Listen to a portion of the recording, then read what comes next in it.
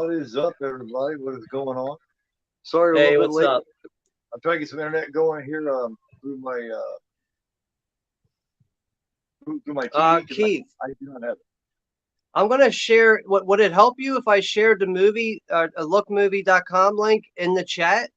Would you be able to click on it from there? Um, well, I wouldn't be able to click on it because it's two different devices. But Oh, let me try this. Hold on.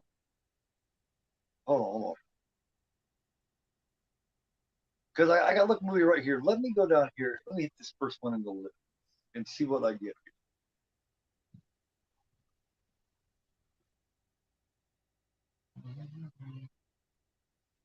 what is this thing? Okay, no, it's saying it's a ghetto legend. Because I have Look Movie right here, man, and for some reason it just does it start out as William Friedkins or anything like that? Say that again? Does it start out as William Friedkins or anything like that? No, let me. I want to type. I want to go on there real quick. But yeah, Russell's in the chat. Jen over at Devious Diva is here, or Devious Diva is here. That's a tongue twister Awesome. there. Hey, what's Thank you going on, guys for everybody? stopping by. Yeah, I got to get to this link here, but I'm pretty sure it's just Bug 2006.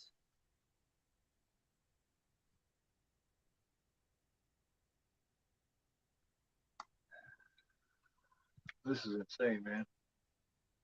I thought I'd be able to do this. I may have to go get my.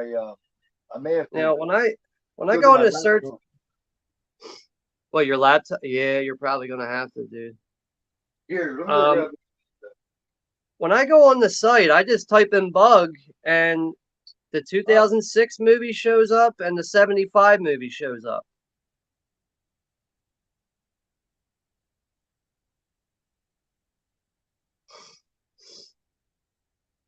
All right, let's get back to the chat. All right, yeah, we got Russell and Jen's here so far.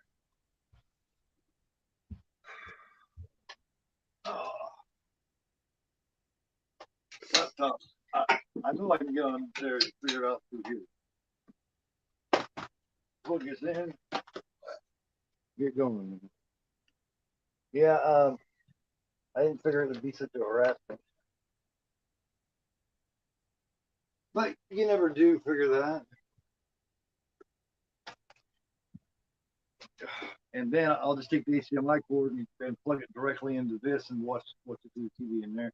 And then I'll watch what's on the laptop through my TV. All right, I mean, as long as it's not a problem for you. Nah. I'm just thinking I should definitely be able to find it through here. And then whatever's on my laptop, once I plug the HDMI into it, of course, whatever I see on my laptop, I see on my TV. You know, I still think it's so weird that this movie's not on Blu-ray.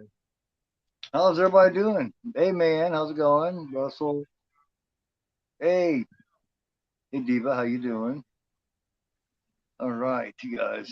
We are doing this. Please give us a thumbs up if you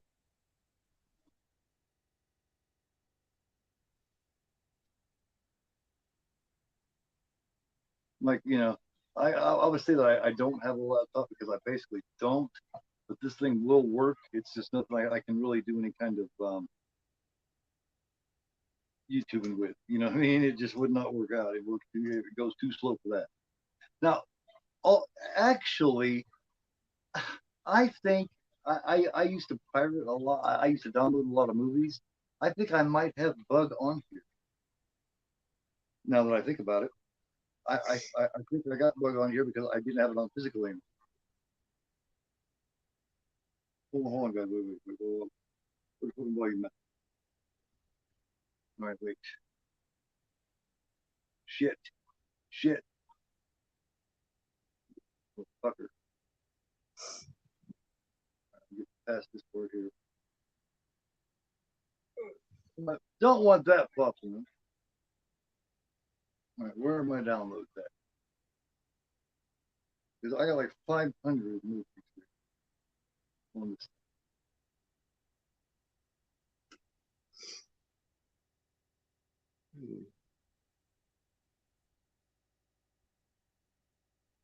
There.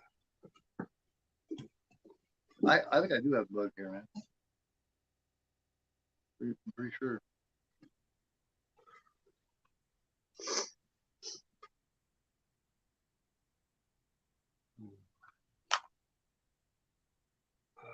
I'm going to share the link out to the movie or to watch the movie in the chat.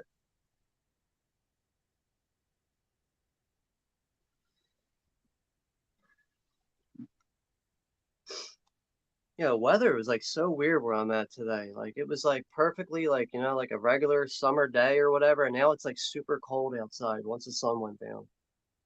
Yeah. Well, like it's not freezing, but I was just like outside and I'm like, yo, I gotta put a hoodie on. Like, what the fuck? All right, here we go. Here's my little man. I got tons of these things. Where would I have put horror? No, maybe. No, I doubt that I'd have put in the horror book anyway. Nope. Because it's just got a different thing to it. I know I would have put it somewhere. Mystery suspense maybe. There it is, 2006 Bug. I do have it downloaded. All right, cool. All right. It's here. Yeah, it's a good thing that I'm a movie fanatic. Yeah, if I don't have it on physical, I have it here. And before I start collecting heavy again, this is how I get on my film. Yeah, I know it's a bad way. It's naughty, but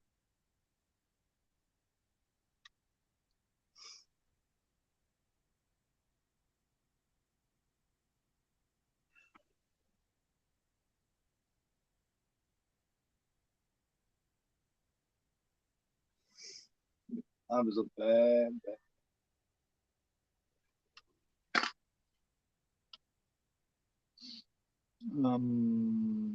All right, Blu-ray DVD.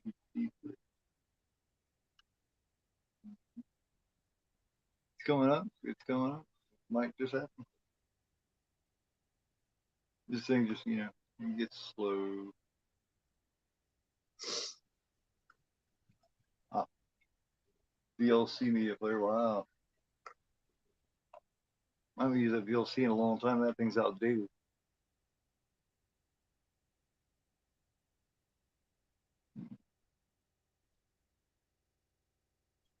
Mm-hmm.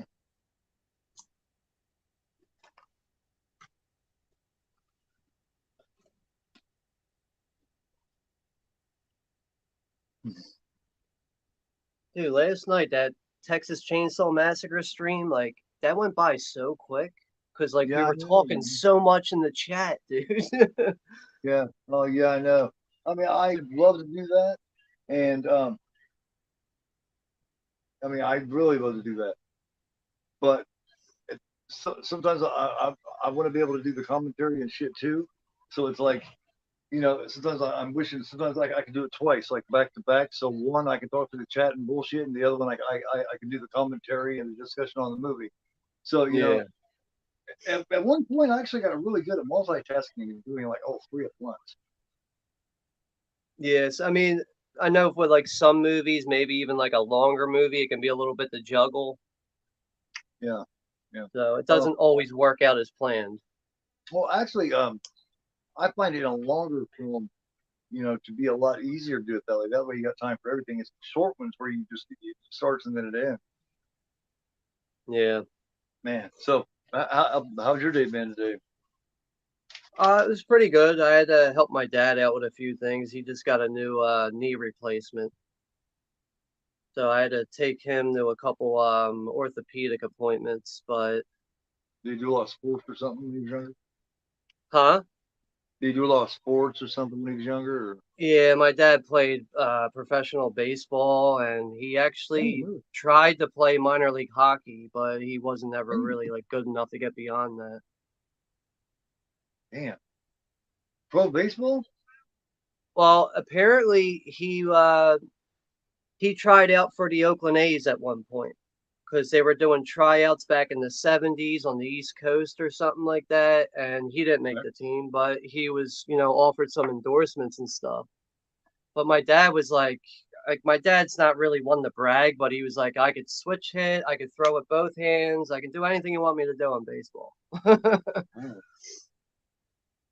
that's pretty cool.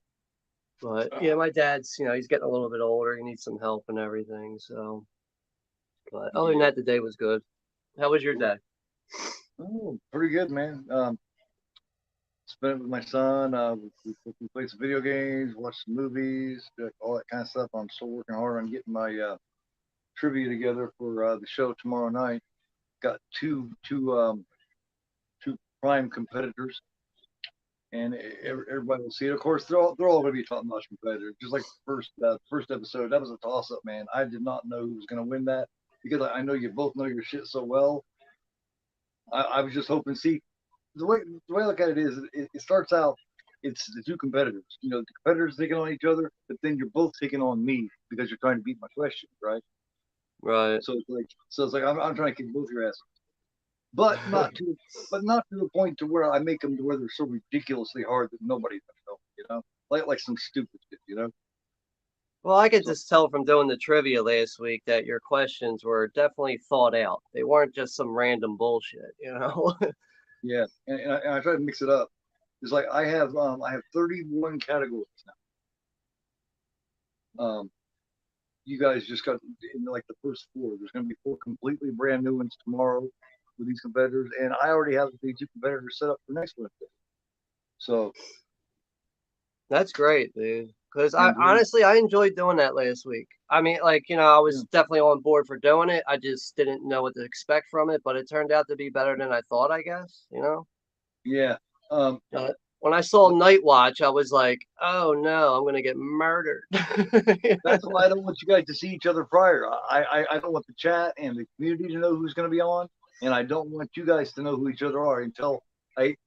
And I think I did it well. I put myself up there first, and then I brought you both in, and then that way you Yeah. guys. And I love the reaction of the two of you. You're like, "Oh, hey, what's up?" Yeah.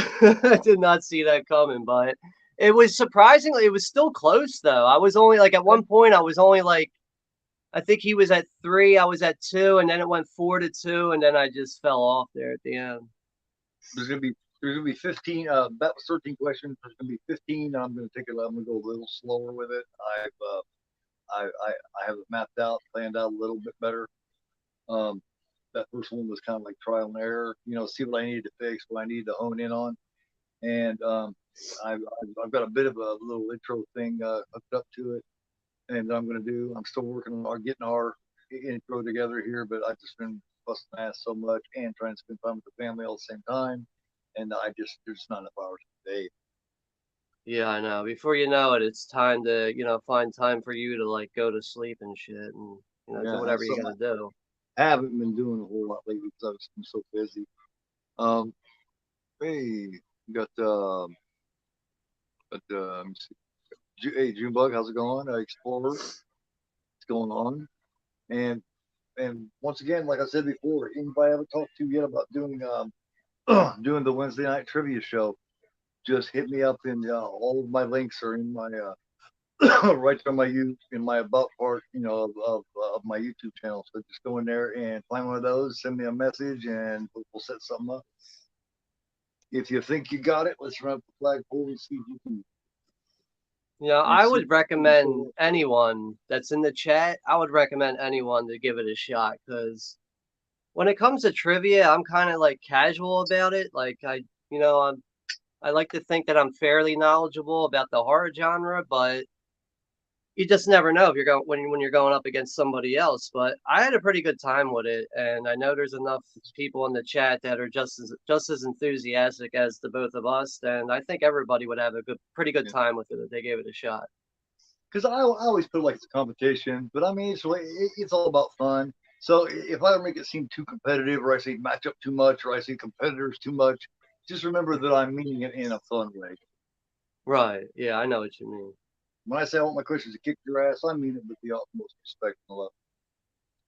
Right. No, sometimes you got to be clear on that because not everybody's on the same understanding level of that.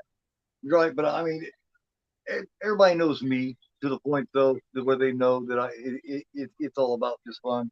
If anybody's on here and thinks that I'm, I mean, really meaning competitors and I'm really meaning that, then they obviously don't know me very well yet. Yeah, I Man, so agree. only if I go against a 5-year-old. Did pretty good first episode. Yeah, yeah. And this is gonna go on and on and on, man. This is gonna be mixed with also this summer I want to start another show that I'm talking about. And I call it the Boogeyman Diaries. And then there's my What If series I'm gonna start full on. I started out with my Halloween thing that I talked about. The one What If Laurie Strode did not survive Halloween 1978.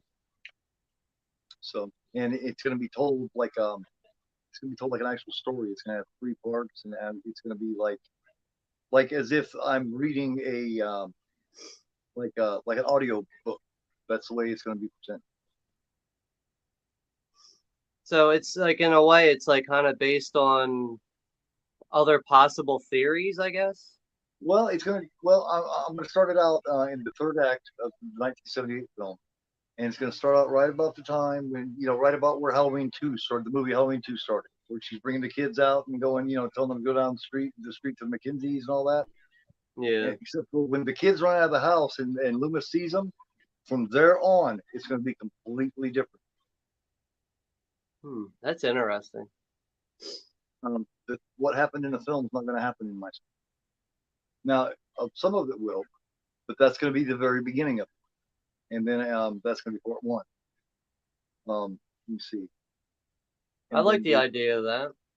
yeah, and then also working with Eric, from Hey Internet Eric here on the Nightmare on Elm Street prequel story, where we're going to tell the story of when he was a serial killer and became a serial killer, all the way up to the burning and all that, rather than the him being in the nightmares.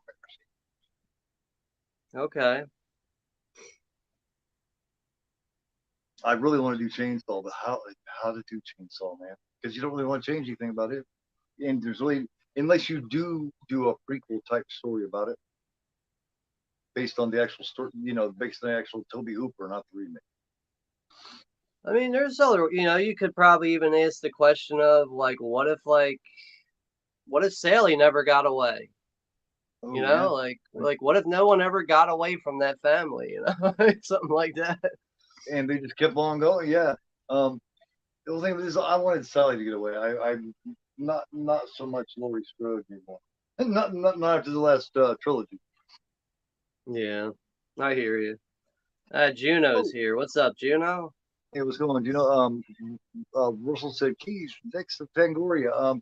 As soon as possible. I've actually talked to Echo about it a bit. He's been doing his thing. I've been doing mine.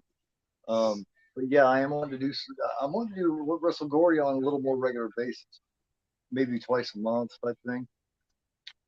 I those pictures I told you guys about. You guys remember me telling you about the pictures of me back when I was 19, 20 years old, back in 1993, where I told you that in a couple of these pictures I looked like Woody Harrelson in Natural Born Yeah, Killers.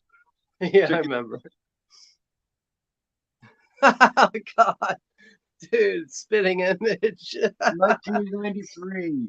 GoreAphobe That's right there. good, man. I had just turned 20 years old. Dude, you got the glasses and everything on, man. Yeah, That's nice tight good. body. And here's That's a pretty picture of good, me from man. inside the van. I, I was able to stoner back then, man. I had my lighting glasses and everything. This All is you need this, is like a shotgun going over your shoulder, this is me and if everybody knows who Drake Kane is, my son Brandon, my oldest son. Hmm. I most you guys at least know of him or have met him somewhere. This is me and his mom. Let me see, it's 93, so this is 4 years before he was born. Me and his mom that summer. We are down by Patoka Lake here in Indiana, just on the south side of Seymour, Indiana. If anybody knows anything about Seymour, Indiana, knows anything about John Cougar Mellencamp, that's where he's from.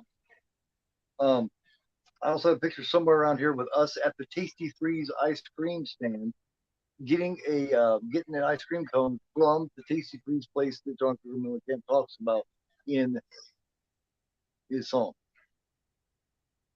And then it's also another picture of Sheehan, me and his mom. Nice. So I have other ones, but yeah, this is the one I'm telling you, man. I put this on Instagram about a year and a half ago. And I said, nope, that's not GoreAphobe. That's actually Woody Harrelson on the set of Natural Born Killers. If you ever meet Woody Harrelson, you got to get that picture signed. Yeah. But yeah, I promised everybody that I'd show that shit, and there I am. I don't show that off much, so you guys should feel very privileged, because that means I consider you guys friends of mine if I'm going to show that. Yeah, I That see was Junebug is here, Junebug Films, and Foreign Horror and shit. more. 30 years ago this year. Wow. What, that years. picture? Those pictures were 30 years ago. Holy shit. Summer of 1993, July 1993. Dude, I was only like 10 years old. I was 20. I was like 10 or 11 years old in 93. Man. Shirtless pictures. Yeah, did you see that nice tight ass looking body? Shit.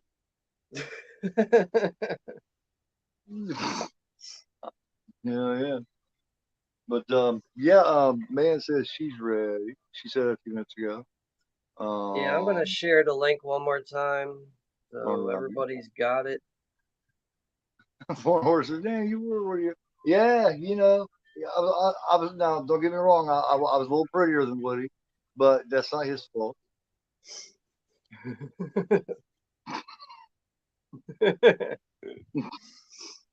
So modest. Hey, I sound pretty now, but I was sure cocky then. But I'm telling you, I was a nice guy, but I was cocky. I was like, yeah, man. I have got tons of trivia on this and what I learned, what I found out when. Because for every film and everything I do, I write out. I take time to write out everything that everybody did and who did this and that, and I also put down a bunch of facts and trivia. So yes. Michael Shannon played the same character. This was a stage. This was like a stage show made from the book before it was a film. Michael Shannon played in the stage show, so he was this character prior. So I can't even tell you the first time I ever recognized Michael Shannon, but this movie right here, this might be one of the first times I became like aware of who he was. Mm-hmm. This is my first time I ever seen him, man. He blew me away. Jodie Foster was considered for the Agnes role that Ashley Judd plays. Now, I don't know if you ever watched the True Detective show, but Jodie Foster is going to be in the new season. Yes, I seen the first season was fantastic with Woody Harrelson, of course, and Matthew McConaughey. That was a damn good season. They made it but good. Season 4 is Jodie Foster as the main character. And I think that's coming out at the end of the year. That's going to be good, man. Hell yeah. I've always been a fan of that show. Like, everybody shits on the second and third season. I think they're good. They're obviously not as good as the first season. Right. But I've always been a fan of that show. There's a set decorator for this film, and his name is Frank Zito. No shit. The set decorator's name is Frank Zito, man. Why does that? I'm thinking of Joseph Zito, the director. Frank Zito, that's Maniac, right? Oh yeah, what the hell? I should have knew that. Yeah, he the dude's real name that does the site decorations is the same, Frank Zito. Yeah, I thought that was cool. I knew that sounded familiar. See what's in here. Look, uncanny. Yeah, man, I sure did. Like I said, he just wasn't quite as pretty as me back then. He and I both aged since then. Shit happened. Let's see here. For some, I remember Michael Shannon was in the movie with Jonah Hex. Yeah, I remember Michael Shannon from Jonah Hex. Of course, I only seen it once. Yeah, I'm like curious to look up his history right now. Damn, Russell. Uh, Yeah, it was good to see because a lot of people don't survive that addiction, man. So you must be one strong motherfucker. I mean, the way I see it, like when people are able to like, I guess turn their lives around after like hard drug use like that, they must have found something inside themselves. They must have found their self-union again. You know what I mean? Like it's there. I think it's there for everyone. It's just not You everybody deserve can a lot of find it, credit. you know? You deserve a lot of credit for beating addictions like that. Yeah. I'm a I'll let you know a little bit of me. I'm a pain pill. I'm a serious opiate, um, former opiate. I, I was addicted to very heavy pain pills for over 10 years, and I managed to kick it. So Yeah, I can but relate to that. I had to get pain meds for tendonitis in my shoulder. I was on 180 And milligrams a day of morphine through a pain specialist for over 3 years.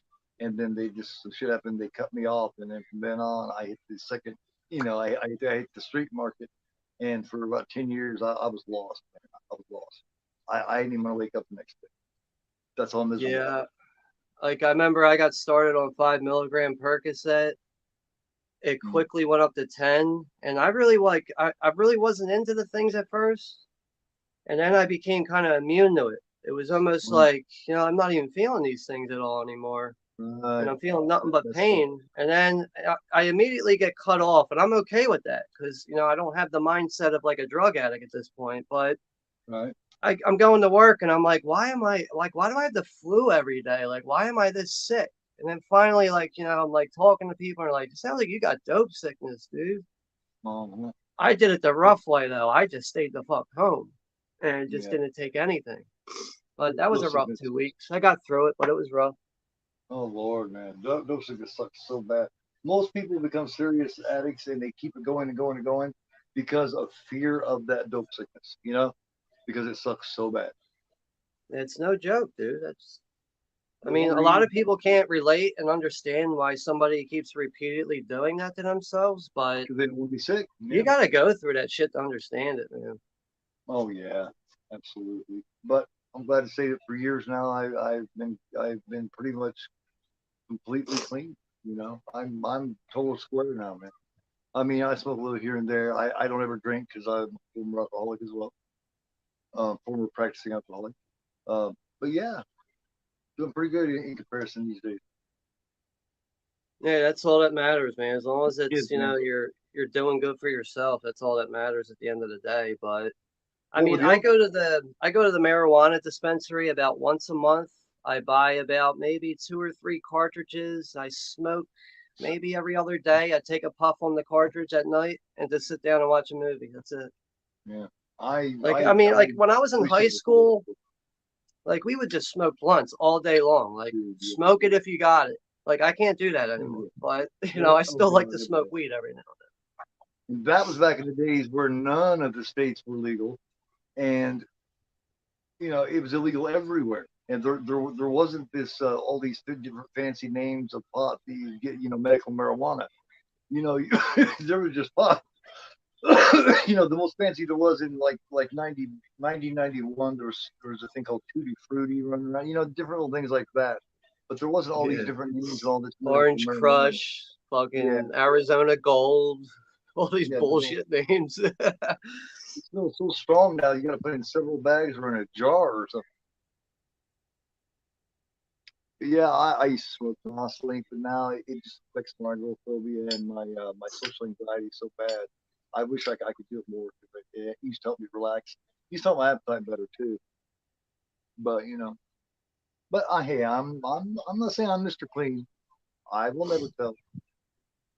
But I mean, I I'm know a I'm pretty not the good dude. sharpest tool in the shed, but I mean, I'm 40 years old now. I'm spent, dude. Like, like I haven't been through the ringer, but Yeah, I've lost a lot of good friends, as all of us have, to like, just yeah. stupid substance abuse. But See, just like um, all the stories I just told you, you can tell from seeing that picture there when I was 20 to seeing me now that I have been through the the ringer, you could tell that I'm a lot more rough now. You could tell I've definitely lived a life, man, and I definitely have. Yeah. You know, No, I hear you, I'm much man. more beat up. I got 30 years. Like I should look worse than what I do, to be honest. I But know, hey, dude. People are always like, I tell people my real age, and they're like, "Dude, you don't even look past like 30 years old." I'm like, no, you're at age 12. Yeah. I mean, I just started looking this age like the last 4 or 5 years. Like last 45, I'm nothing like 45. I used to brag about it. And now that I'm 50, I'm really starting to show that age, so I really can't brag anymore. yeah, I hear you. It's funny too, because like once I hit 40, like I can kind of feel it. Like I don't know, my energy level's down. I don't get it, man. Like I just don't have the energy like I did like 10 years ago. 40 was rough for me, man. 50 was easy. When I hit 40 is when I hit my midlife crisis. I was so depressed for like years, man. I did not want to be 40. It like bummed me out so bad. Now that I'm 50, it's like, fuck, Yeah, Um, sometimes you gotta go through things in life to kind of, in a way, like wisen up. I guess yes, if that makes sense, it's you have to, man. unfortunately people got to go through these experiences sometimes, and unfortunately, a lot of people don't come out on the right side. True, true. Just like, yeah, that's the only way you learn. That's the only way you grow. The way you mature is by fucking up and doing silly shit. Just like, you learn a lot more by listening than you do talking. You know what I mean? It's the same type thing. You don't learn shit by talking, but you learn a ton if you shut up and listen.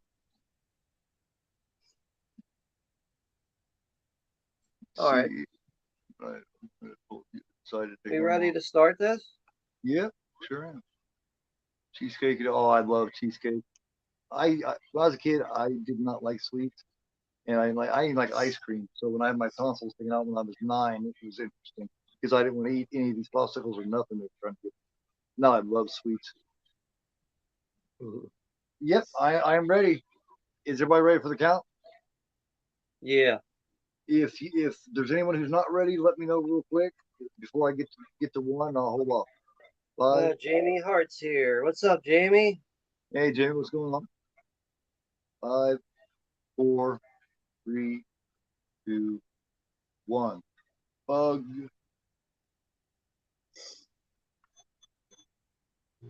Now, Wait for me to sit down. some people might get the wrong idea about this movie because, yeah, it's called Bug, but just make sure you watch the movie and keep in mind there's a little bit more going on than bugs.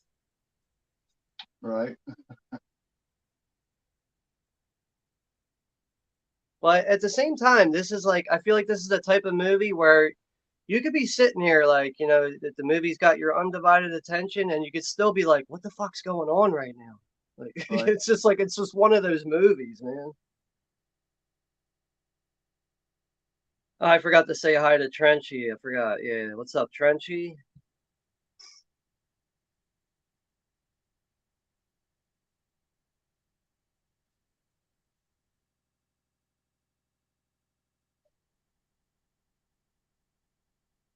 Hey, no love on it. I will be right back in 1 second. All right, man. Trying to set my subtitle file here. I haven't used my laptop in a while, guys. So, um, where is it?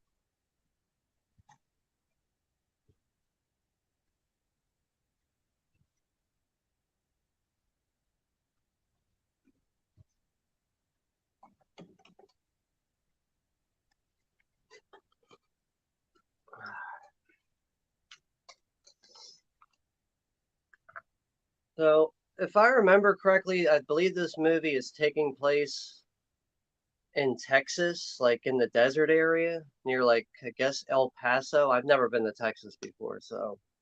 Yeah, it's supposed to be. Let me see. But It's supposed it's it's supposed to be in Oklahoma. is that what it is? Oklahoma? Yeah, but I it's mean, actually it's right yes. above Texas, so. Yeah, yeah, But yeah, they're basically staying at this shady motel that's like in the middle of nowhere, just desolate, and there's nothing surrounding it. yeah, yeah. And the people staying at the motel are like the most shadiest characters here. Mhm.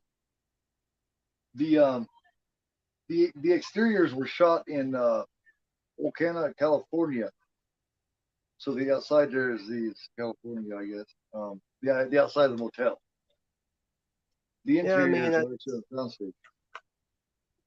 I mean that would make sense. A lot of shit's shot in California. So Yeah. It was funny is the shit's supposed to be shot in California, it's shot in Toronto. Let me see.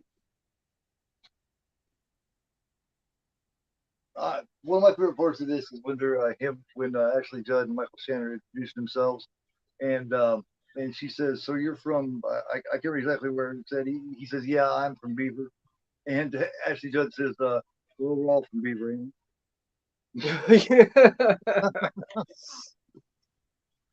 you know, you know, I think the first time I saw this movie was actually on the yeah. IFC cable channel.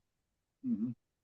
I rented I that. don't like it in like the early 2000s, and like the IFC channel came out. It was kind of like, or at least for me, it was kind of popular because they were showing a lot of underground movies. Mm-hmm. And I believe that's how I discovered this movie. I found it on IFC one night, and I just got so mesmerized and sucked into this.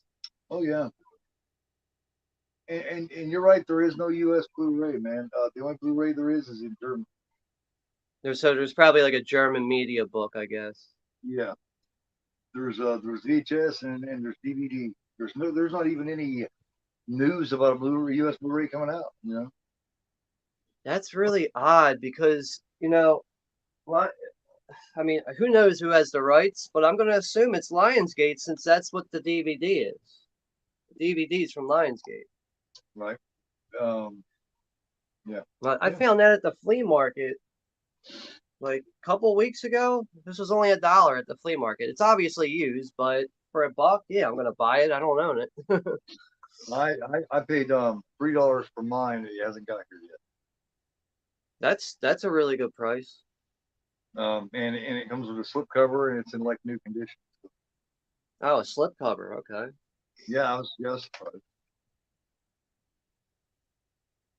I Yeah, guess this little place, the interiors that they did was actually in a like a part of it was in a soundstage and the other part was in like a motor type lodge.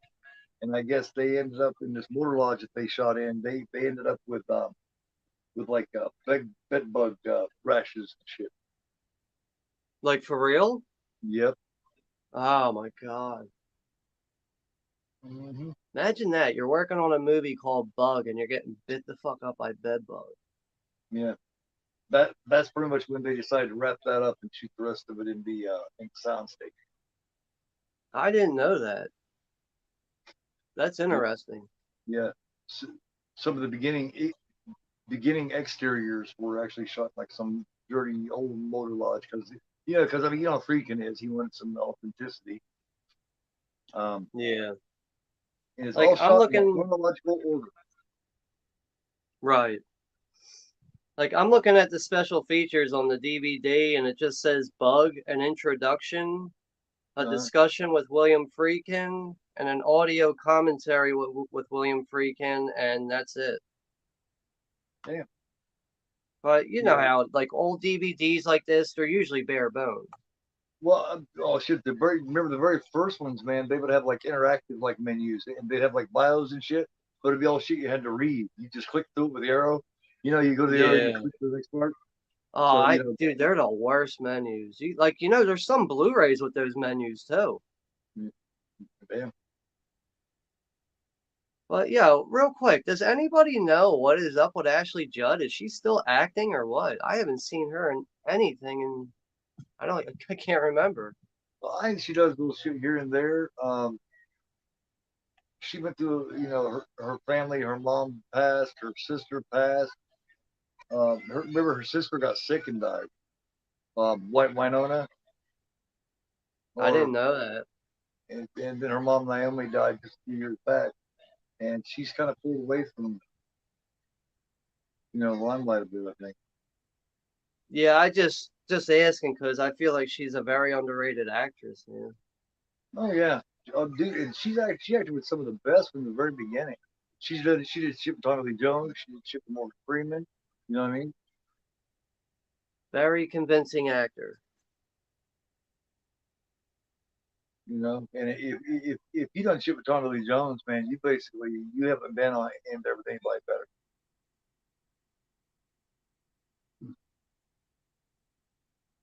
Mad respect for Tommy Lee Jones. Yeah. Do they shave their beaver and the beaver? No, I'm not sure about that. It's been a minute since I've seen it, He's so I don't fucking know. asking that. See. He looks at Ashley Judd was on vacation in some foreign country and got a virus in her and Fucking almost dude. got amputated. She can barely. And see. Okay. It has a cane.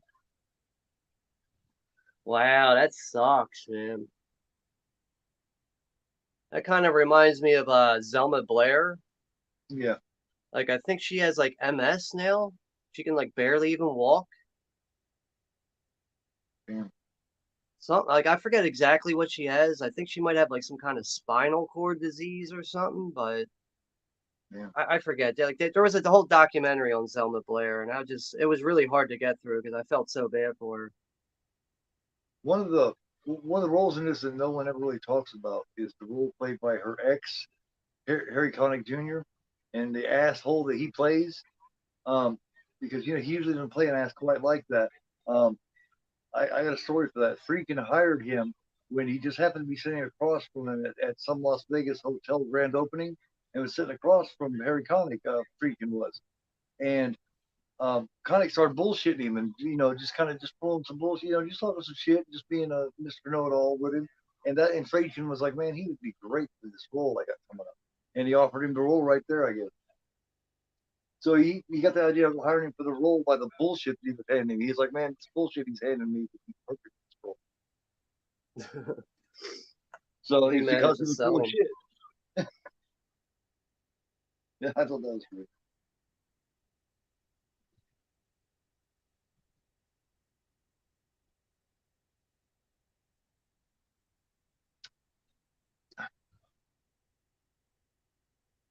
Who is this chick here, man? I'm not sure what part you're at, but I'm at the part where Ashley Judd's laying on the couch. She just lit a cigarette, and she's talking to Yeah, some I'm there homeboy. too, but I don't remember this blonde-headed girl's name. No, No, I'm really not doesn't either. look familiar. No, I know who she is. She's been in a few things, man. She was in The Walking Dead. She became damn it, what's his name's love interest? The one he lived with for a while. Remember, it skipped him like 4 years later, and he had spent like a time in a cabin with a chick. This is her. And remember, she ended up being a part of that one group that they had to kill. I don't know if you've seen Hmm. the last several seasons or anything. I think I gave up on The Walking Dead after the eighth season. It just became so dreadful to watch. I remember I used to be excited to watch that show, and then it turned into such a chore to watch it.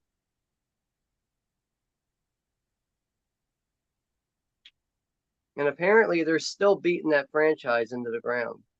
Yeah, they come up with 3 or 4 new shows. I guess I haven't seen everything, but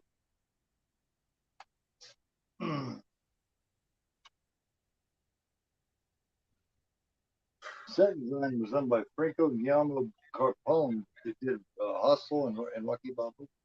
Oh, there he is. Michael Shannon is such a weird guy, man. And I seen him in the interview, and he's just as weird in the interview. So Like, apparently, that girl's name is Lynn Collins. yes, that's what. Yes, and she was on. She was oh man, what's his name? Goddamn, what's his name? She was in X-Men Origins, Wolverine. Yes, yes. She was in a movie in 2019 called Beneath Us. Yeah, she was Wolverine's woman. That Oh, it was actually working for Francis. Or no, no, no. she was working for what's his name, played by God damn it, Brian Cox, Okay. and her sister was one of the kids that they had there. That was one of the her sister was, I think, maybe Emma Frost. Yeah, and then she was in the Wolverine too. Those honestly, those two right there look like her biggest movies right there. And she was in the number 23. Well, yeah, I remember that movie. Jim Carrey. That was odd, man. Yeah, she was definitely on The Walking Dead from 2021 to 22. That's why I didn't watch the show then. Yeah. I gave up on it before then. I mean, I actually have the first 3 seasons of The Walking Dead, so I'm sure someday I'm going to go back and watch it all. I just have no desire to do it now. Dude, those first 3 seasons, man, first 3 or 4 seasons are really, really good. Yeah. And then when the little boy comes in, it's good for a minute there too. But then everything they did, it just like they just kept repeating it. You know what I mean? It's like doing the same thing again. You know? And It, as the season started going on, you kind of, or at least for me, it seemed like there was less walkers as the season started going on, and it was like more Negan, like once he showed up, and yeah, yeah, good character, but after a while, it's like, all right, now it's the Negan show. yeah, yeah. It became more about them versus other groups rather than the Walkers.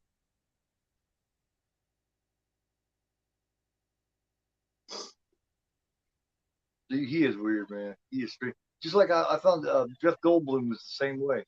I seen him on that Hot Ones where he was, you know, where they eat the wings, the hot wings, and all the different hot sauces. And Yeah. I found that Jeff Goldblum is he acts just like Jeff Goldblum all the time. You know how he's always that odd little, he's got that odd little weird little character. He's really like that. Yo, Keith, if you go on the Criterion channel, on the YouTube channel, Michael Shannon was on their closet pick 6 days ago. Cool. So like he's like I don't know if you ever watched the Criterion channel where like they let a celebrity or an actor in and they go through the Criterion movies and they pick out their favorite ones. That's cool. So like they had Michael Shannon on there like 6 days ago and I think he picked out a John Woo movie. Like I don't he picked out some pretty good ones. Was really surprised with actually. There's a movie he was in. It was an IFC Midnight film. And they put it on Screen Fact called The Harvest. Have you ever seen this? If you haven't seen this, I've heard of it. I didn't see that, but I've heard of it. it's a good film, man.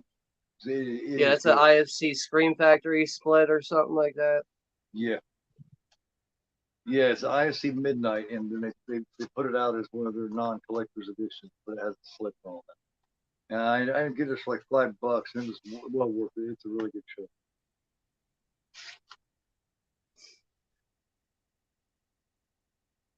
And it has the girl from the Possession. You know, it has um, damn it, the dude that played Negan is in it. You know, the Possession has the dude that played Negan in it. Oh yeah, from like 2012, I think that came out. Yeah, I forgot Jeffrey Morgan. Is his name Jeffrey Morgan? Jeffrey Dean Morgan. Yeah. Jeffrey Dean Morgan. But that girl that's in it to place his daughter is in this also.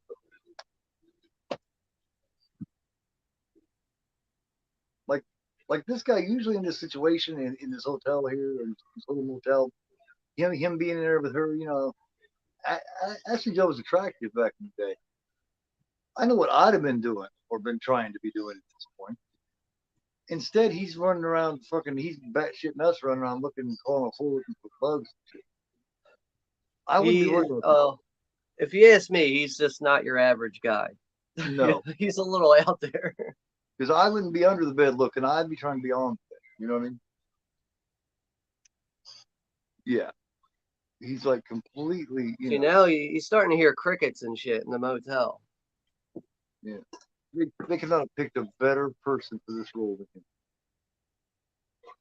Be right back. 1 second. And like I said, he played this exact same role in the stage production of it that was based on the book by Tracy Letts. And he was so good at it that when the Friedkin was making the movie, Friedkin was like, "Man, you need to play the movie role too, shit."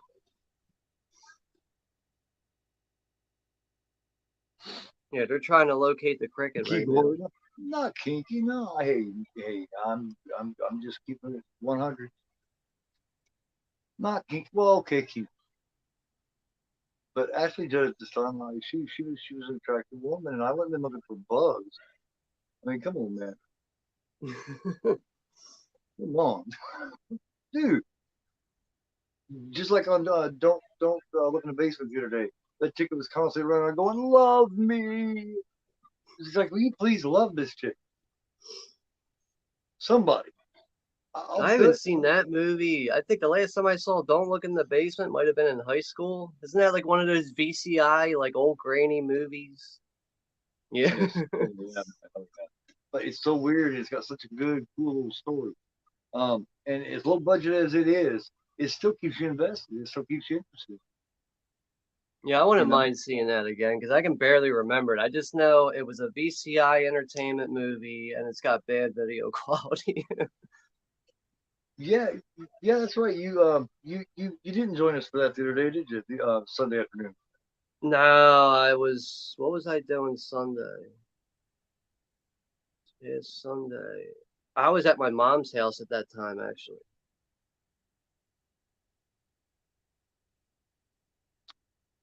She was peeing. I really gotta go pee.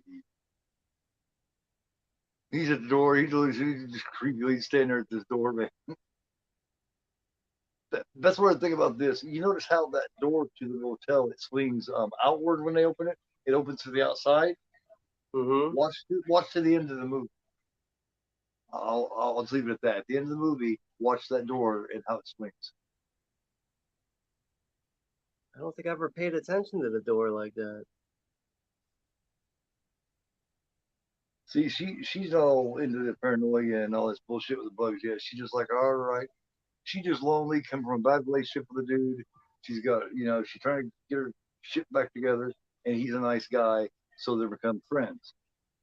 He hasn't tried to get any, so therefore they haven't got to that point yet. But I don't think he would have much trouble because you know what I mean?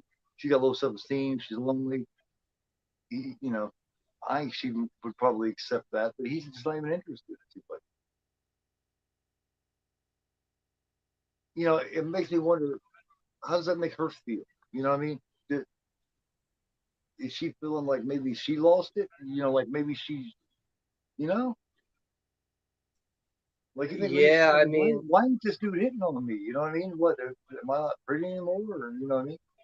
Like something tells me she feels like she's not pretty anyway at this point, thanks to Harry Connick Jr. She I probably had mean, 4 or 5 relationships like they're establishing right now that she's inviting him to stay at the hotel for the night. right, and that's always a definite, definitely a light flashing above the head at that point. If it was But anybody besides Michael Shannon.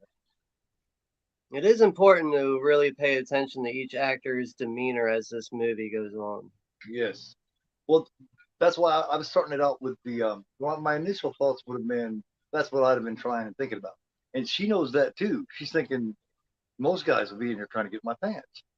Why isn't he? You know what I mean? Is there something wrong with me? What's Yeah. going on? But she's gonna notice over the time here that the last thing on his mind is that kind of really. He doesn't really give a Yeah. shit. See, she's laying there right now thinking, what the fuck, man? Well, Yeah, is he's he, got a toothache right now. you know, is toothache? Is it me? Is he gay? You know what I mean? She's probably thinking all that shit. It's got to be one of them, damn it, because a young man doesn't just run around not thinking about, getting a little bit here and there, you know what I'm saying? Especially when they're all alone in a hotel room with a woman.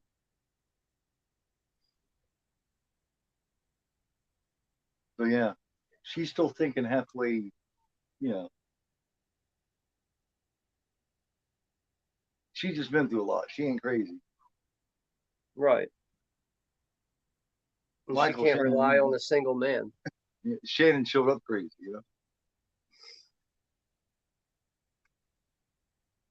and she just happens to live here, in this. And anytime that happens to you, you've been through some rough time. The air conditioner is making noise now.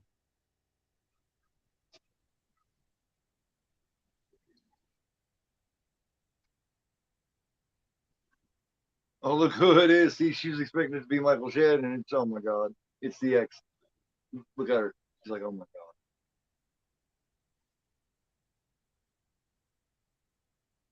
And he plays a cocky fuck so good. Like, you can tell this motherfucker just thinks he's all that. You know, the first movie I ever noticed him in, Harry Connick, was Copycat. You remember Copycat Yes. with Sigourney Weaver? Yes. Where like he's like a serial killer in that movie or something. That's the first time I ever saw him in a movie. Copycat right here. Yeah. That's the one where that's the first time I ever really seen an actual agoraphobic in action. Because Sigourney Weaver plays agoraphobic. And I'll be damned, I've never guessed years later I'd become one. It really sucks. Like as a kid, I'd see shows and shit where people, you know what I mean, where people supposed they hadn't left their house in a couple of years. People, they're bringing their food to them and all this. And I'll be thinking, man, that must really suck.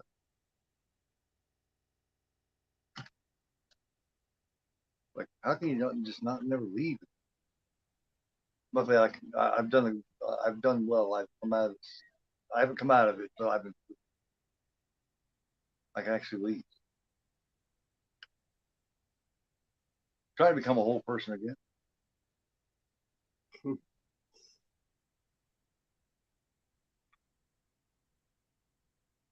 Um, there was another role that I enjoyed in the brief time he was in it with Harry Connick Jr. Independence Day. Really? Yeah, I Remember haven't he seen Independence Day in so long. he's Will Smith's best friend. Remember they're both they're the Oh pilots. shit. Yeah, he's one of the pilots, right? Yeah, You know, he's like he's his Will's best neighbor or friend. something like that. He's his best buddy. Yeah, Dude, and I haven't seen that movie in so long. Maybe like yeah, that dude could sing, man. senior year of high school was probably the last time I saw that. Intruders. Um, uh, I don't know if I've seen Intruders. I think I have though. Yeah, so it was quite a while back, but yeah. I think that came out in like 2019. I'm probably wrong. I don't know. Intruders? Well, if that's the one, then no, I haven't seen it. I seen Intruder. Of course, I have it. It's the slasher, and I thought there was another one called Intruders too, made about 5-10 years ago.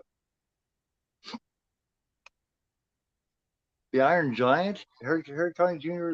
Does he do a voice in Iron Giant? Interesting. I didn't know that. But yeah, Harry Connick Jr. could sing, man. He's like one of them, like the jazz singer type shit. That's what it is basically, right? Swinging jazz type. I don't know. Like, I'm not very knowledgeable on Harry Connick like that. Yeah, that's his main job, man. That's what he is. It's a folk. Yes.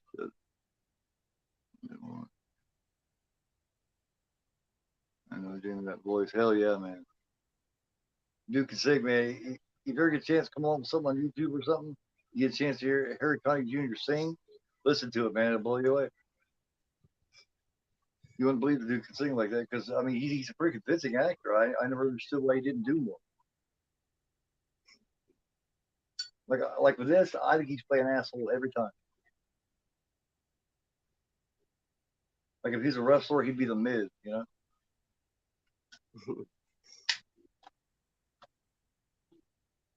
Like the Miz can't be a good guy. You know what I mean? The Miz.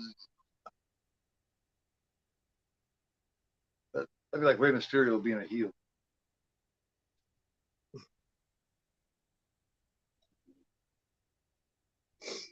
My timestamp is 27:05. Mine's 2758.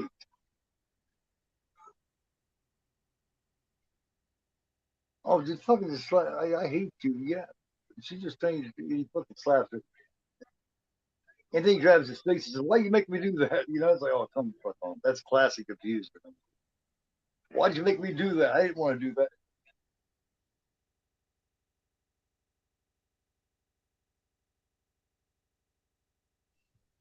You know, oh, and you can tell that, you know, she just a great job here, man, because he just came down and stuck and pointed his finger at her, and she took back like she thought he was going to hit her again. Great job by Ashley Judd.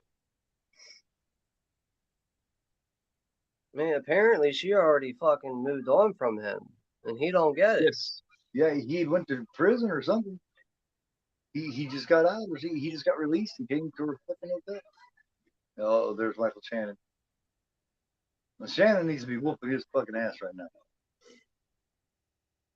I like how Harry's character though. He's he's like he's too good to do cocaine, but it's okay for him to hit women. But he's too good Yeah. for cocaine. And then blame it on her. Why'd you make me do? I didn't want to do that. It's like, shut It's up, okay dude. to hit women, but no cocaine. Right. Just think that's weird. That's how it is, though, too. You know what I mean? Motherfucker talking about, you know, I've never smoked crack or do any heroin. You know what I mean? That's just garbage doing that junk at the same time as they're crushing up a line of meth. You know, for real. I hear you. It's true. Oh, no, he just goes right over, reaches in, and dumps her purse out. Sorry, I'm a few seconds ahead. Let me stop this for a second, and wait for you, so that I'm not telling you what you're right after. I mean, it never fails, dude. Whenever we start at the same time, we always somehow, I don't know what happens, what causes Right. that.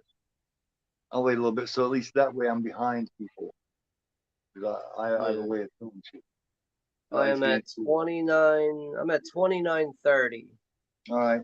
I got to pause at 29:58. So when it gets to 30, let me know, and I will.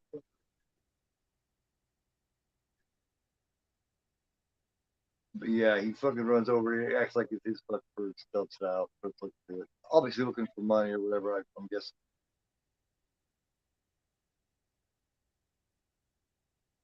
He's playing your textbook abuser. You at 30?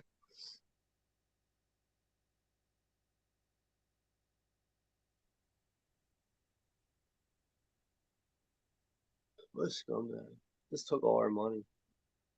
Yeah. So yeah, I knew it. She sits there and cries, man, because she just. But I mean, too good to do cocaine. did you see the look on her face when she was coming out of the kitchen part there, and he came out of the shower and she seen him?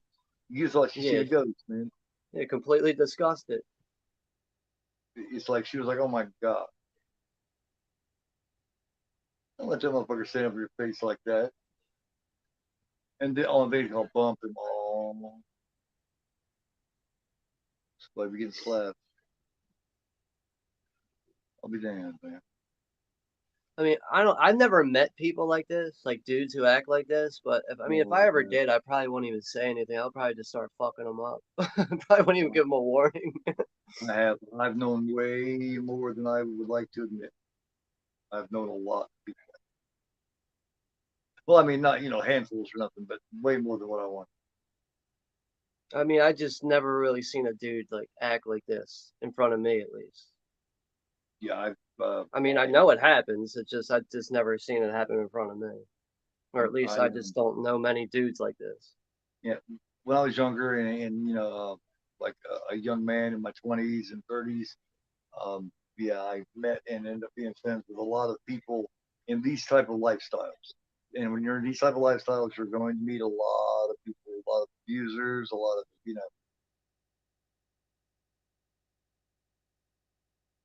seeing it just it takes me right back.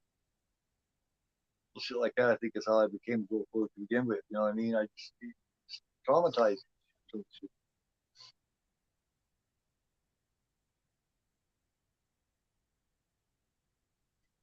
I've been friends with so many different women that caught up in the same shit that Ashley Judd's caught up in here.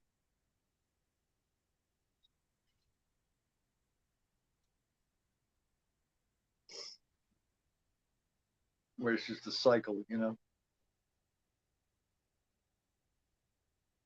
And she's trying her best to get away from him. I think he went to jail for. I didn't hear her say, but did she say that he went to jail for? That's why he was in jail because of abusing her or some shit. No, it was drugs, I think. Something. Yeah, I don't think they really touch on that very But thoroughly. but when he got locked up, that was her way. That was her chance to get away from it.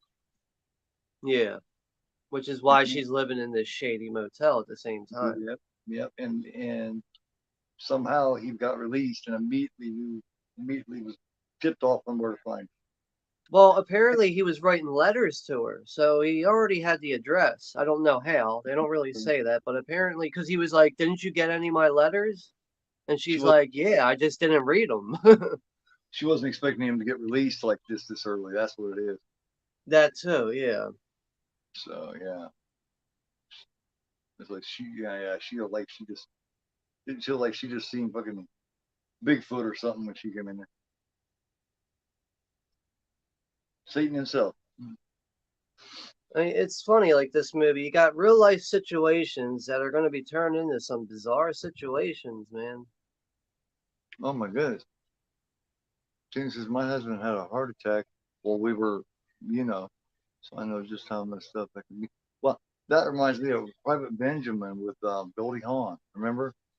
I don't know if you ever seen Private Benjamin, but on her wedding night, I do believe on their wedding night, she's having sex with her husband. He has a heart attack and dies, and then that's when she goes in and goes in the army and all that. Yeah, Goldie Hawn, I haven't seen that in forever. That's a comedy, right? Private Benjamin. Yeah. Yeah, kinda. It kind of becomes a comedy. She's like she's Isn't like a Bill Murray really in that too? no. I don't think enough. I'm probably Homeboy thinking of Stripes, Stripes or something like Stripes, that. yeah.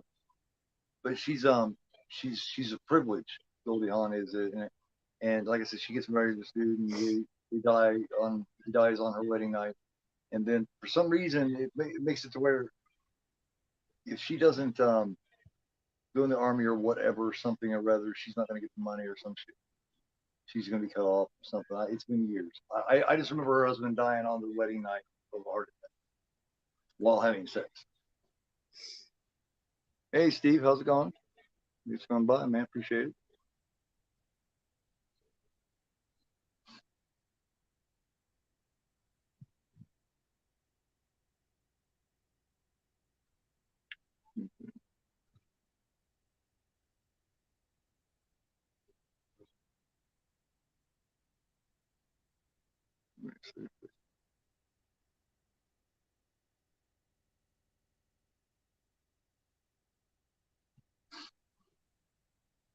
But well, at least your husband didn't pass away with all that change. I got the idea for a minute that maybe he had, so I'm glad to hear that he hadn't. That's why I was talking about the private. Then Austin Wilcott's here. yeah, what's going on, Austin?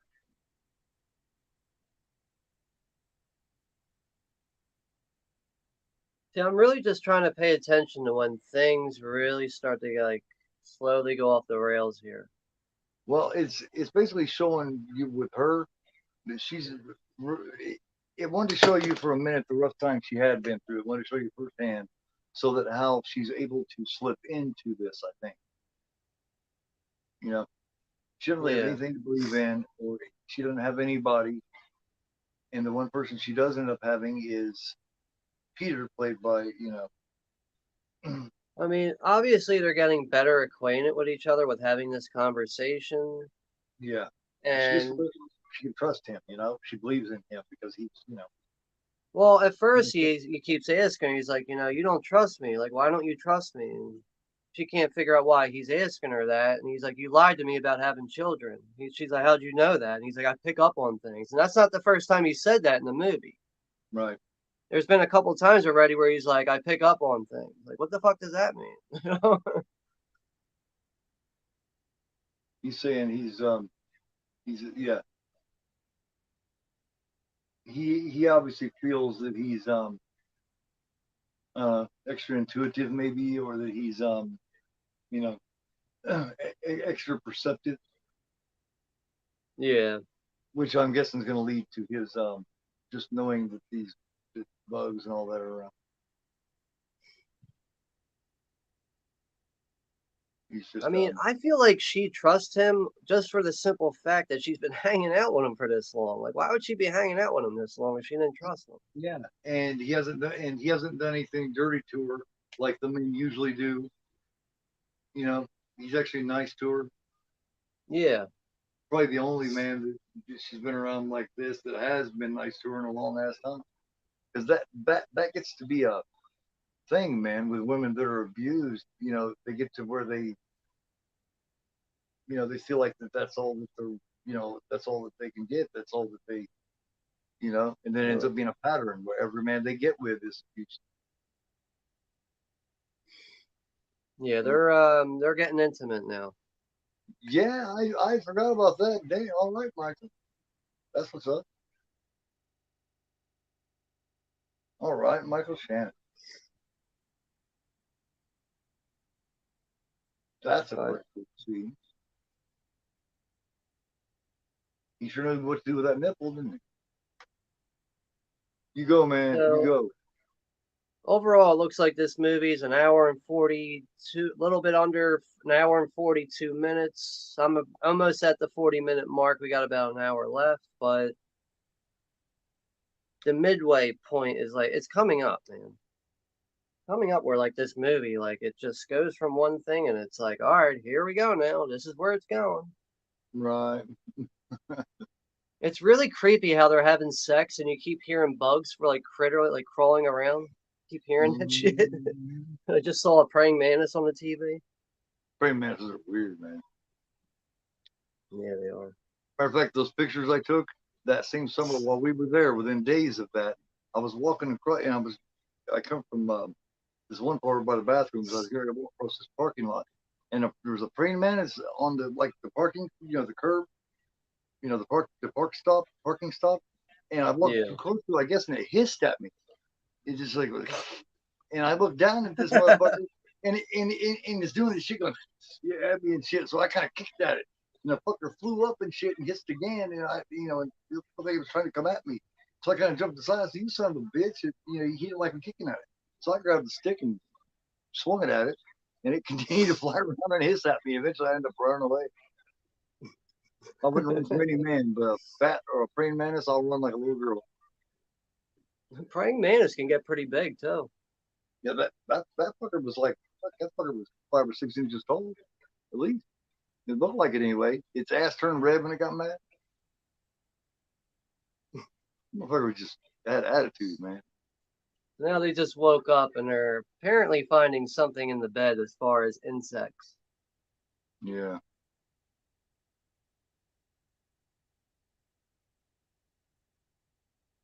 Usually it would take it would take drugs to be doing this shit they're doing. Yeah, like this looks like crystal meth behavior right now. That's what I was It really does. Next they be down on the floor picking through there. No, I know I seen some down here. But yeah, definitely. But they're not, Yeah, they're perfectly sober. Well, I guess besides the occasion, the little bit of Right. cocaine they did like a few hours ago.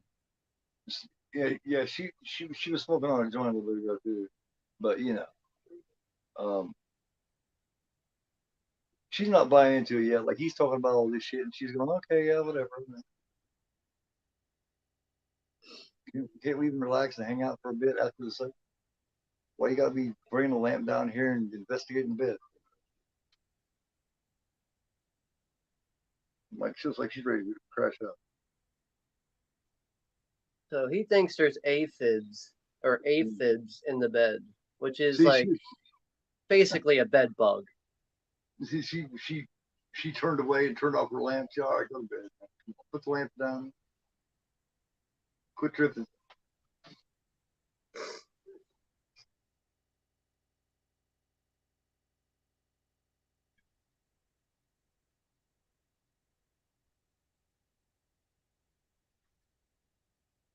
Do they Judd travel in packs? she must actually smoke, or because I've seen her smoke several times here, and if she's playing it off like she smokes, she wouldn't be smoking this often. Something I didn't know. I mean, I guess with like most actors, they probably smoked at a young age anyway, and probably Yeah, just never really picked up on it, and were probably asked to pick up a cigarette in the movie, and they had no problem with it. yeah. But I But mean, I know someone who's never picked up a cigarette before, and they just go, "Oh, I'm gonna, just take a drag on this. You're gonna fucking hack that up, man." yeah, yeah. It's her frequency of firing up the smoke tells me she must really smoke. It's not just the roll. The way she's holding that in her lips and hitting it. Oh yeah.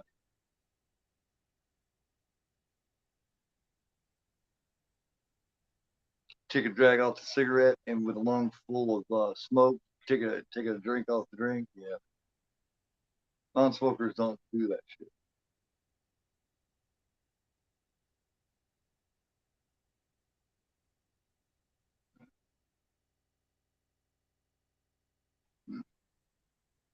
Oh yeah, yeah, it is interesting, man. And it just keeps getting.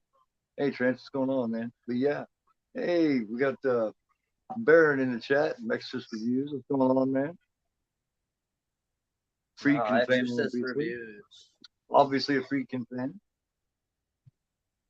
Man, Yeah, I had Exorcist reviews channel, man. That's a good one. oh hell yeah, I had almost a 3 hour conversation with him on that, man. And this guy, man, he loves his some Exorcist. I forget what I don't know if I watched a video or a short of his, but like I saw like all of his like Reagan figures that he had, and I was just like, what? This dude's got them all. I think he was surprised all the shit that I knew about it. Like I know pretty much damn near every to say he knew one or two things that I hadn't heard, which was really cool because I'm big on the Exorcist stuff, which is why I wanted to do the talk with him to begin with, so I can learn some more. Speaking of The Exorcist, I remember when they re-released the director's cut in theaters. I believe it was like 2001 and That was 2000 and or 2000. I was like yeah, maybe in 11th grade, and I'm in high school. I'm kind of like ignorant to things. And I'm like, I've already seen The Exorcist before. Like, let's go see it again. Like, it's not that scary. I get in the theater and the lights dim out and I hear the violin and I was like, oh shit, what did I get myself into? Like, I forgot how scary this movie is. yeah. That was the one that they titled the version you've never seen. Yeah. Um, the But that director's was cut the only is not time. really Yeah, that's the only time I ever saw the Exorcist in any cut or format on the big screen. right. But all my friends were like, let's go see The Exorcist. I was like, all right, I've already seen it before. It's not that scary. Get in the theater, and I'm like, fuck. I'm scared now.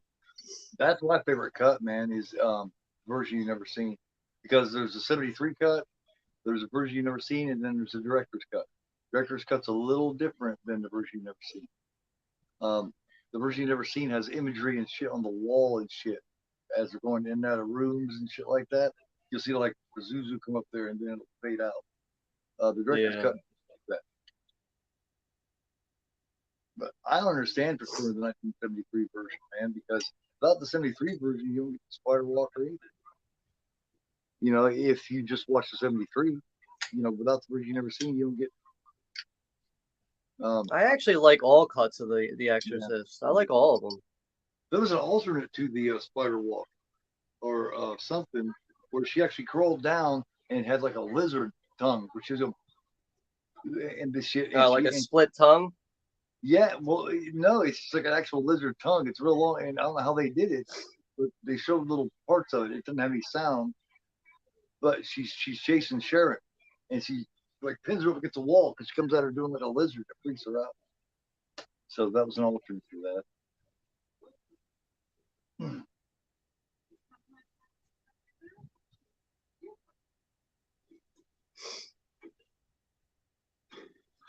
I haven't watched the '73 version since that came out. But Yeah, the paranoia is starting now. They just had an argument. yeah, it's like Jamie was saying, this movie's a great example of how extreme paranoia can spread. Oh my God, yeah. It became, it becomes almost like a mass hysteria. Now, She you was ever just, notice the lights outside of the motel? They look like bug lights. mm-hmm. They got that blue look to it, like like a bug zapper. You're right. That's a Yeah, it's got genius the idea. humming. You got the Yeah, humming. like what a great idea to put those lights up. Yeah. Ever seen Bug 1975? Yes, that's the one by William Castle, isn't it? I have that on DVD. I I I I know it more to be like a slow burner. It's a watchable movie, but it does take its time. Wow, that's cool as fuck, man. Russell said he seen Ozzy back in the era with Randy Rhoads. That was his Blizzard of Oz when he first left when he first started his band when he expired from Sabbath. That's cool as fuck, man. Yeah, I'm pretty jealous too, Jimbo. Yeah, I didn't get to see The Exorcist I didn't get to see that cut in see Bones and Necrozoo. Hey, what's going on, man? Thank you so much for coming by. Appreciate it. Bones and the Necro Zoo's here. What's up, buddy? Friedkin buys the 2000 version, but yeah, the 2000 version is my favorite. Age of 5. So did I, Diva. So did I. Russell says, Exorcist is great horror comedy. Russell's a disturbed man. Father, can you help an old altar boy? Hey, Father, can you help old altar boy? I forget the quote, but it's something like that. Can Yeah. you help an old altar boy? Hey, Father, can you help an old altar boy? I'm a Catholic. And then like the train flashes by and he like kind of turns into a demon or Yes. something. Yeah, that's actually word is that's actually Pazuzu, man. That's actually the demon had been following and watching him for a minute. That's what I told everybody. That film is about Damien Karras, man. It's not about the little girl or Marion. It's about Damien Karras and his fight with fate and his that's his story. Yeah, Exorcist reviews showed up and we got a little distracted with the Exorcist talk, Yeah. which is perfectly fine with me. Oh hell yeah, man. Oh yeah, man. I can never not want to talk about the Exorcist. It's just one of those. There's certain films, Texas Chainsaw Massacre, the original Halloween, The Exorcist, Black Christmas. Certain Zombie, Dawn of the Dead, Night of the Living Dead. Well, it sounds like there's a helicopter outside. You see when he went outside, he went out the car or something outside, and did you see that when he here about 5 minutes ago? She turned around, shut the bathroom door, sit down, and just started bawling. You know what I mean? Yeah. That kind of gives you an idea of where she's at. Just without prompting, man. Just Well, she thought she found a decent guy and he ran out on her. yeah, But and well, it looks like you know, they're getting through well, their problems and they're hanging up fly traps. I think the thing of it is she realized, yeah, I got a nice, decent guy here, and he's not mean to me, but I think he's fucking nuts, you know, and that's why she just sit down there and I think that's why she sat there and started bawling. Yeah, I found a nice, cool guy, treats me good, but he's crazy, and he's, don't make any sense really. So I think she just decides, fuck it, I'm just gonna join him. He's this nice, good guy to me, and if he wants to see bugs and shit, I will too. Yeah. No, I get Can't what you're be, saying. yeah, yeah, you know what I mean? That's the idea I get. I don't know if anybody It's else has almost like they it. made a pack at this point to Right. stand by each other through this. I think she knows better. I think she knows he's off his rocker. I think she just chose to join him and believe. It's like he's off his rocker, but still has control at the same time, if that makes sense. Right, right. He's a very intelligent, like, I don't know, early schizophrenic or something. I don't know, something, man. He's got one of those things. There he is. Harry's back. Yeah, the asshole with a capital A. Yeah, yeah. He should wear like a shirt with a big A on it for asshole. Hey, look, it's asshole. Asshole's here. So they got tons of Raid bug spray. They got fly traps and bug zappers inside the place now. Those strips, man. They got these strips everywhere. He, he shows up here just to harass and probably get some more money again. Nothing else better to do.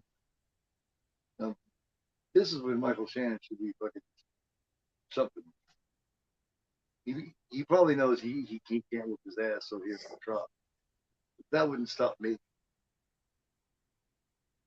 He'd have to prove to me I could whip it. Come in there just act like he owns the place I've been staying at. You know what I mean? Come in harassing and bullying people. Fuck that.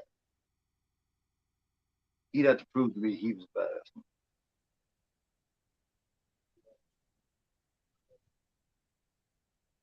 Yeah, I'm still trying to pay attention to the door that you brought up earlier. Ooh. Jamie says noticing a ton of troll attacks last few nights. We don't have a troll, do we? If we do, one of you guys with a wrench attack us.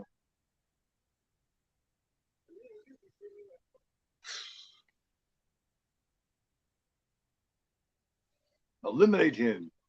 Terminate him. Okay. So we don't have. Okay. I'm not sure who has a wrench right now. I know some of you guys do. Some of you guys that have been, I need to update that and moderate some of you guys that come all the time now because you know how it switches off and you got to change it. I think a lot of people that had the wrenches, aren't around all the time now. So the ones that are, I'm going to give the wrench. So that way, if any assholes stick their face in there, they can terminate. I had a guy, man, back when I did I remember if it was the remake of Evil Dead or the original Evil Dead watch. I had a guy come on there. He said some stupid ass shit, man. I immediately had to get rid of him. He's talking some shit. Just the hell of it, I think. Just because. That's trolls, right? That's what they do. Nothing better to do.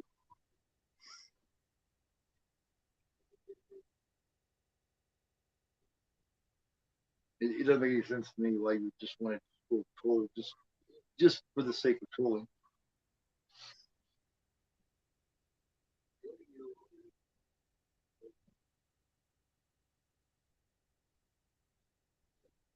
He's basically down Michael Shannon's face mocking him right now.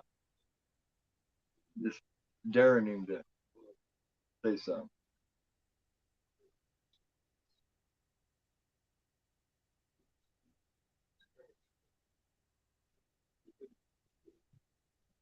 Guys, no wonder he gets toothaches. Oh, Jesus, resources are poking his finger in his face, man. Oh my God. Damn, why you push it down the bed for? You like me or something? Huh? But when Harry Connick took him and pushed him down the bed, it's like, why you pin me down the bed? Like me or something? I kind of got like lost in the movie there for a second.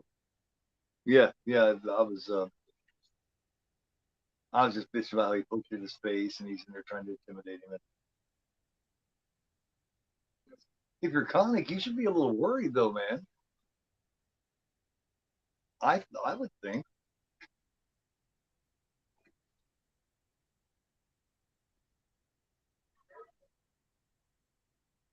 You know,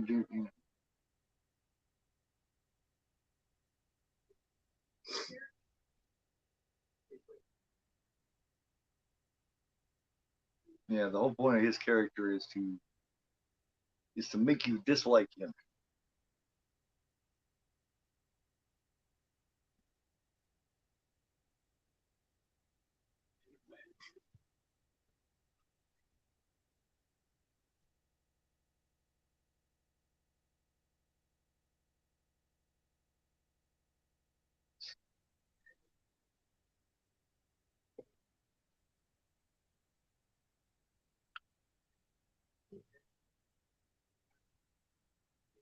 See, there's so much on to what beautiful mess. Yeah, yeah. I found a long time ago that Jamie's an Extras 2 fan. Yeah, I'm sorry, Jamie. You got to keep going through that BS with stalkers and trolls. Like, I don't know why people just can't get on with their lives. It's that's a little minute ago. It's And like I don't even understand, like, what dude would think that being a weirdo is attractive to a girl? I just, I don't know. make me nervous. I've been Whatever. harassed so guarded always up. Yeah. Um. mm. But yeah, she's an Extras 2 fan. We, You know, I we actually picked up The Exorcist 2 recently on Blu-ray, and it was cheap. It still had the slipcover. I sat down and watched it, and like before I bought it, I was like, you know what? Like when I first saw this movie, I never actually finished the movie. Like when I first saw it, it was like in the '90s, and Right. I gave it a fair shot this time. I got all the way through it, but that is a dreadful movie for me, man. I cannot. I don't think I can watch that ever again, to be honest with you. Yeah. But that's just my opinion. Well, I mean, my little son likes it too. You know, so I mean, it does have an audience. And you know, one thing that really bothers me in the movie is how obvious the set pieces look fake. It's pretty bad. Well, yeah, I mean, her room.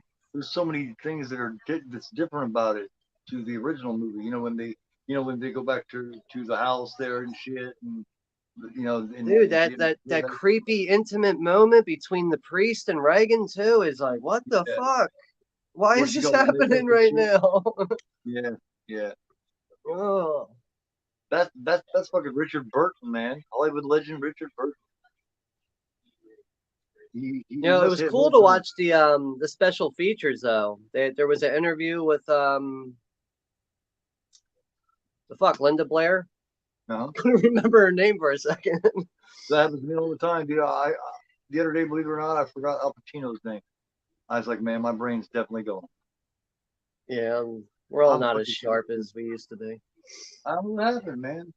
Drop the hat. I used to be able to tell you anything, and now sometimes I look like a total asshole. People right thinking, man, this fucker don't know shit. Hey, Ginja Ninja's here. What's up, Hey, Ginja Ninja JK? hey, what's up, Ninja? How you doing, man? Yeah, I think, yeah. They, he works like a fool, man. He's working.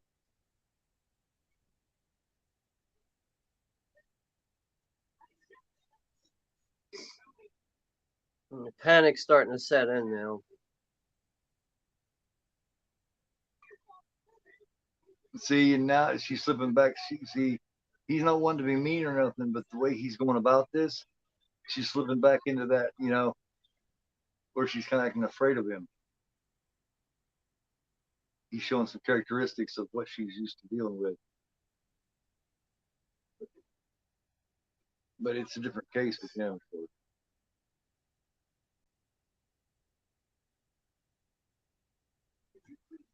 Because he's, oh my God, you imagine the conspiracy theorist this guy is?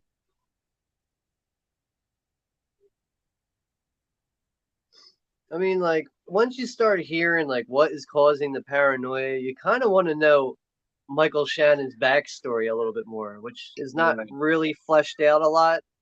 Like, where'd he come from, man? Yeah, we just Yeah, come it's up like what the fuck made you get to this point, bro? Like, what the fuck, man? like I think didn't some of her friends meet him at a bar or something, and they went back to her place, had a few The drinks at the bar. blonde-headed girl brought him over. Yeah, yeah. She She brought met him in him. and was like, he's a cool dude. And she was like joking around, like, he could be like Ted Bundy. And then he Right. came out of the bathroom and he's like, I'm not like Ted Bundy. He took it all serious. Yeah, yeah. Not much on the sense of humor side. But yeah, that's what I thought. Yeah, I thought they met him at like a bar. It's one of those things where you meet a couple people at the bar and you decide to go back to have a few more drinks after it closes. Well, the place Damn. ain't with her room. Dude, he's Yeah, all bit up, man. He looked like somebody took a cheese grater to his torso. I think that's probably where he thought bugs were getting in his skin or biting him, and he picked at them, and that's what it's ended up looking like. Well, he starts talking about how he's got nest in his teeth, shit Right. behind his eyes. Like, what the Exactly. fuck? So he's far beyond I may pick it myself state.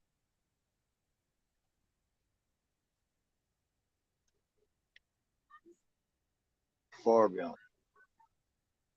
Are those bugs even real? Well, you just have to watch the rest of the show, man. I mean, this is what you begin to question. You know what I mean? Yeah, she just said, I regret bringing you in here now. Yeah, the blonde's like, dude, you are fucking crazy. It's the last thing my friend needs. She's all kinds of trouble. The last thing she needs is for you to take her into this world. But she don't want him to leave. It's Athletics 2 is boring as hell, but with some interesting parts. As an adult, I like it better when I get why I most mean, hate. she's asking us if the bugs are even real. Yeah, yeah, You're gonna yeah. have to keep watching, May. That's what I told her. Yeah, that's what you begin. That's what you begin to question now. That becomes the interest now. It's like, is this shit real? You know, and then you begin to get interested in what they're doing, and they get lost in this world. The friends trying to give them come between here and say, "Man, girl, this dude is crazy. He ain't right. You shouldn't be hanging out with him." So this is a point where she goes, "Look, I like this guy. He treats me well. You I don't like think that's an important thing that Mayanne just brought up. How the blonde-headed girl, she don't have any bug bites on her, right? Yep, but she also hasn't been in the room very long either. She yeah. hasn't slept in the room or nothing like that, you know? This is her first actual experience with him acting like this, and he's at his worst right now. But that would freak him up out. I mean, look at him, man. Holy shit! You guys are feeling this way? Like he ain't putting on. He ain't bullshitting, man. That's the scary part is he's being for real. Just crack him over the head with something, man. Let him sleep for a while. Split his skull and make him rest a little bit. Or something. Give him a couple of Xanax or something. Something's got to happen here. Let's see. Yeah, she hates her now. Let's pick three. What was boring first because I didn't really understand the film fully, but I do now. But I thought the last half of it was pretty decent stuff. I think Exorcist 3 is cool as hell, man. It's one of the best. It's a really really good thriller, man. I think The Exorcist 3 is really the only sequel that should exist to Yes, The Exorcist. yeah. Not, just like I was telling Juno, man, because we had that conversation on Exorcist 3 is on the channel. Because he said, if the Exorcist 3 would have came out and it was just called Legion and not Exorcist 3, do you think it would have done better? And I said no, because it had already followed Exorcist 2. Once when Exorcist 2 came out, it didn't matter what 3 was called, man. It was already doomed. Yeah, that's a good point. Because I know, because I was at the theater and there was no one there but me and my friend, and it got shit all over. It didn't matter. Anything following the Exorcist 2 was going to be fun. And we've seen it after every film that's come out after. I mean, I don't hate it. It just doesn't make any sense. Yeah, I don't know if I could sit through the second movie ever again. That was rough. I must Did have you checked know? my phone watching that movie. I must have looked at my phone like 15 times. Like, what the fuck? It's still going. Yeah. It's one of those ones where you're checking to see how long it's got left. Yeah, Like I usually 10, don't do 20. that shit either. Like, I usually will power through a movie even if I hate it. But Yeah. that night I was like, what the fuck? Let's hurry up. Yeah. And what's crazy is Louise Fletcher's in it. Richard Burton. I mean, man, it's got a good cast. Yeah, Even what's her name that played Kimberly on Different Strokes. Remember, she's that little girl that's in the waiting room. That's and Dana Plato. James Earl Jones is in it too. Yes. But yeah, the little girl that's with her mom in the waiting room, that's Dana Plato from Different Strokes. Died just a few years ago.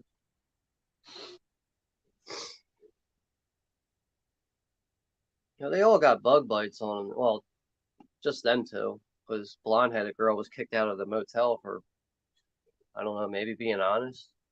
Yeah, she basically said, hey, if you don't like him, you're the one that's got to go, So So I think that was the smartest thing her friend could have did was get the fuck out of there. yeah, she's all right. That's the way you'll find. She goes to a place where things are still fine and dandy. Yeah, now he's talking about how he was like a guinea pig and shit. Yes. Like I said, this guy's a walking Oh, he's ripping conspiracy. his tooth out. He is a walking, breathing conspiracy theorist. For real. So then she doesn't see bugs. Yeah. She didn't Oh, see he any just bugs. ripped his tooth out. Yeah. So I think it's basically about how if you live in if you live within the craziness so long, you begin to get caught up in it to where it's just as real to you, maybe.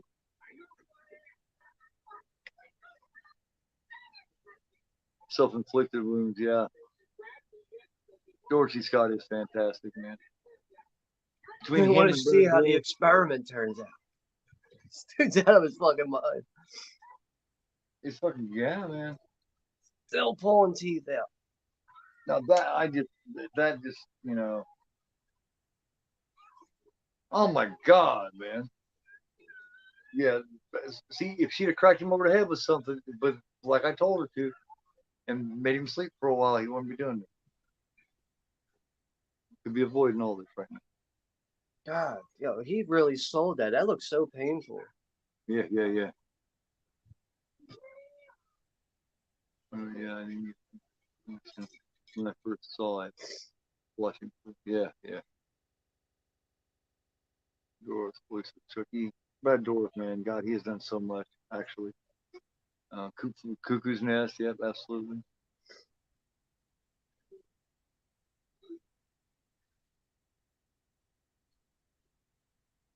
Scene where James Earl Jones spits out that baby tomato while wearing a locust suit is legendary, yeah. Yeah,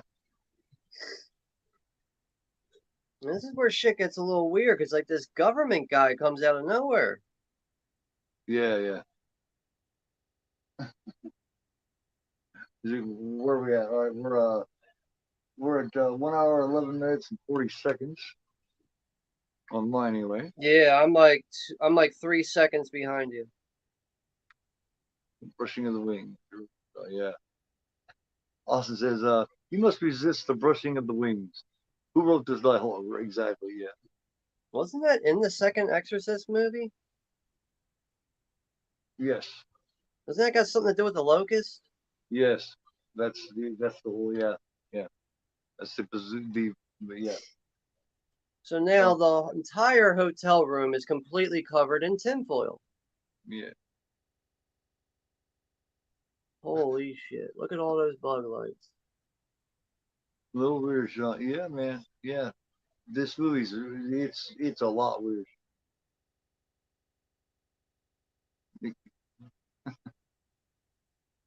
Thanks to do. Yeah. Click click. Well, yeah, and there's a was he swinging that thing? I'm Pazuzu.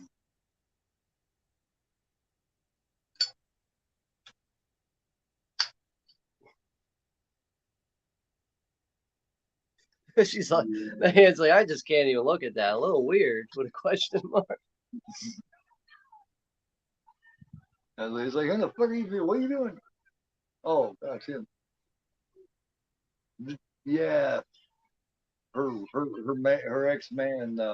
Yeah, uh, Jerry Goss is who brought this guy.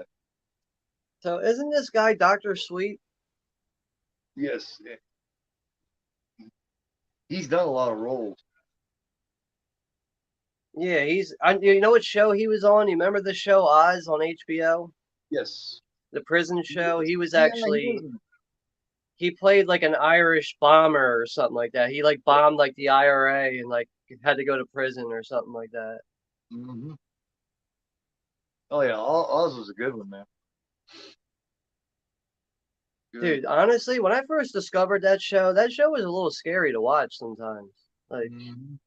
very like realistic acting in that movie. I mean that show, man. I mean, you got what's his name? The dude playing the head Nazi, his name was like Schillinger or whatever. I forget his name. The Vern guy Schilling. from the State Farm commercials or whatever.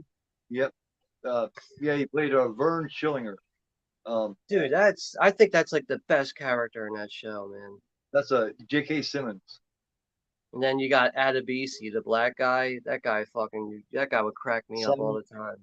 With his little Simon hat. Adisi. He got the little hat Yeah, hanging off the side of his head. Simon Adisi. I want some fucking. Give me some tits. Give me some teeth. My tits are round and fur. I need some fucking tits. Yeah, the first time I heard it, I was like, "What the hell's he talking about? His tits around fur?" Oh, he's talking about the drug. All right. They called the drugs tits. Yeah, tits. Yeah, because the mob guy, he was up doing. He goes, "You got my tits. My tits are round and fur. And would you like to suck off my tits?" And he's like, "Yes, I want some tits." He's all right. You can, yeah. I haven't Got seen the, that show in so long, man. Beecher. He also got Kareem Saeed. Remember Saeed's the Muslim dude? Yeah, like the only level-headed guy in the whole prison. Yeah. Anyway, he ends up fucking losing his shit in the fifth season briefly. But he Yeah, fucking beats Simon and Abisi to death. Remember they're in the same pod together. He has to in they their pro. eventually get to him.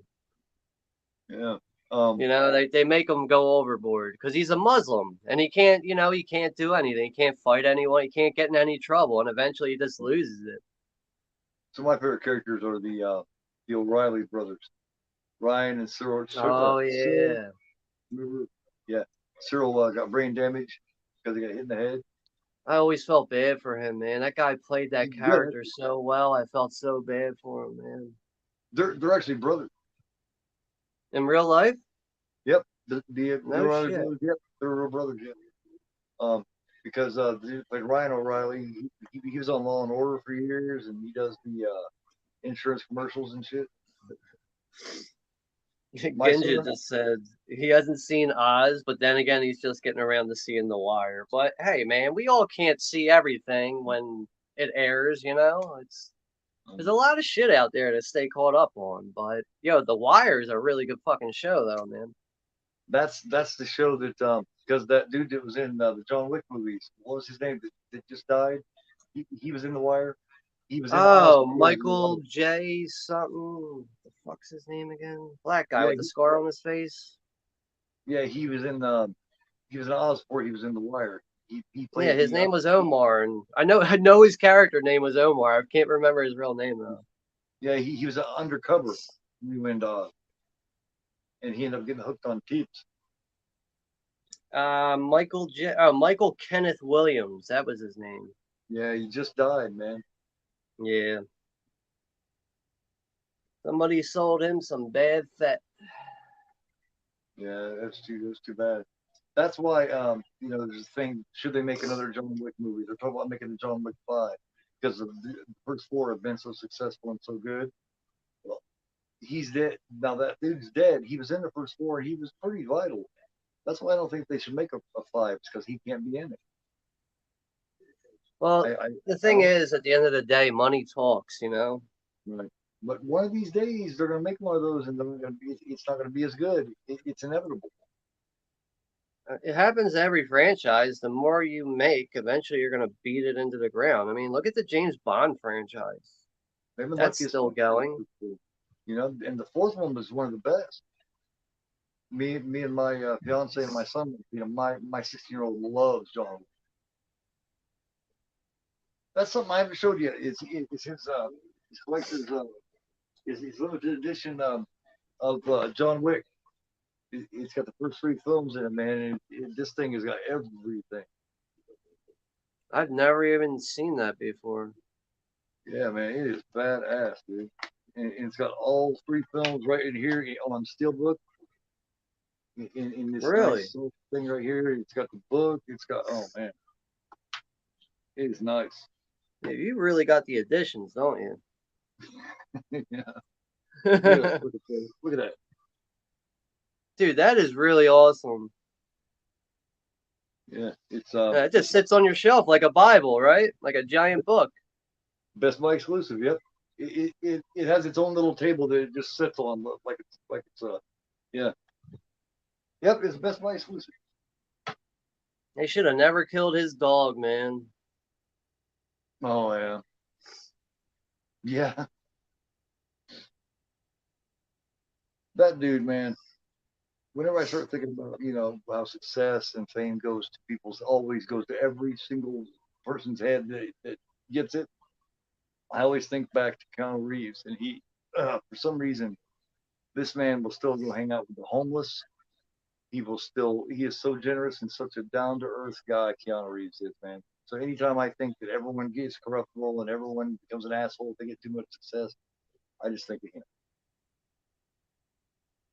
This guy will literally go sit out with the homeless and hang out and give them money and shit. He does it all the time. He does seem like a very cool guy. Hell And you know yeah. what? I would say Keanu Reeves and Adam Sandler seem like the two coolest guys to run into as far as celebrity. Mm-hmm. Man, dude, like the blue on the TV is reflecting onto my face right now. The TV is so bright blue that you can see it on my face. Yeah, yeah. I don't know if you see it come off my glasses or not, but I'm not sure if I And got the in the back. it's because of the tinfoil and the bug lights in the room. It's so bright. It's like reflecting off of my face right now. It's like that's another thing of facts to this movie. They say in certain parts, if you look real close on the in the aluminum foil, you can actually see the crew and Friedkin and shit. You get certain angles. Really? Yeah, it reflects the whole crew. That could be why they went with such the high blue in there. Just keep that from happening. Yeah. Ninja said, "Yeah, GoreAphobe doesn't fuck around with his collection." No, I definitely don't. I need to do a room, man. I've been talking about it for months. I've never done a full, true collection room. I need to, man. I need to show everybody exactly what is in this motherfucker.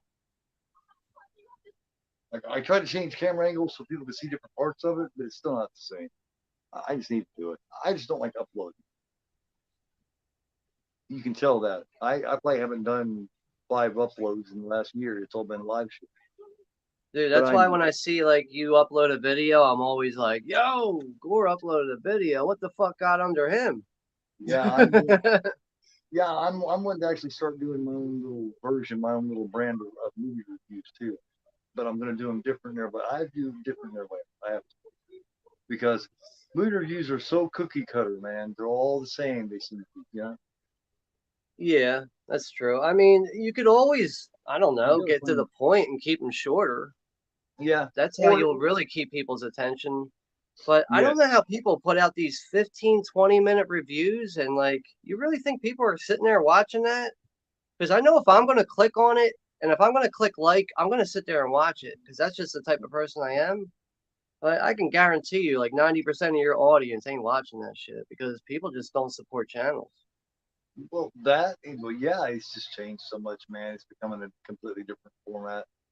Now, if you want to get somebody's attention now and you make regular YouTube content like we do, you really need to try to keep it to the point and don't make it long. That's key. Keep your content shorter, or people I are, think that's very important. because they're not going to sit longer than 10, 15, 20 minutes tops. I mean, you're lucky if they sit around 15, 20 minutes. People just don't have the patience. Yo, shit is popping off here, man. Yo, he just stabbed the shit out of the doctor. Yeah, he has lost it. Well, did you see him when he first came out of the bathroom? He looked like somebody had been in there beating the hell out of Holy shit. him. Yeah, he just stabbed the fuck out of the guy. And she's just like, oh my God, I can't believe it. I think she actually might be thinking in the back of her head, damn, I'm not sure the abusive relationship might have been better. You know, He's she's thinking, trying to explain to her that the doctor was synthetic. right. This poor girl, man, she just can't catch a break. Man. She cannot catch a break with a man.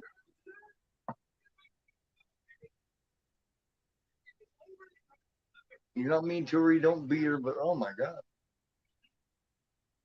Feel that, you know, I mean, you know, this is getting old, man. It is just, this, this movie's bad shit rough. It's like after you see it, it's like you have you before you see this movie, and then you have you after you see it. It's like a completely different you, I guarantee. Yeah, Exorcist Reviews is asking you about trailer reactions. Would you do those? Yeah, maybe, yeah. Um, yeah, I'm just like I've been talking about this last few times.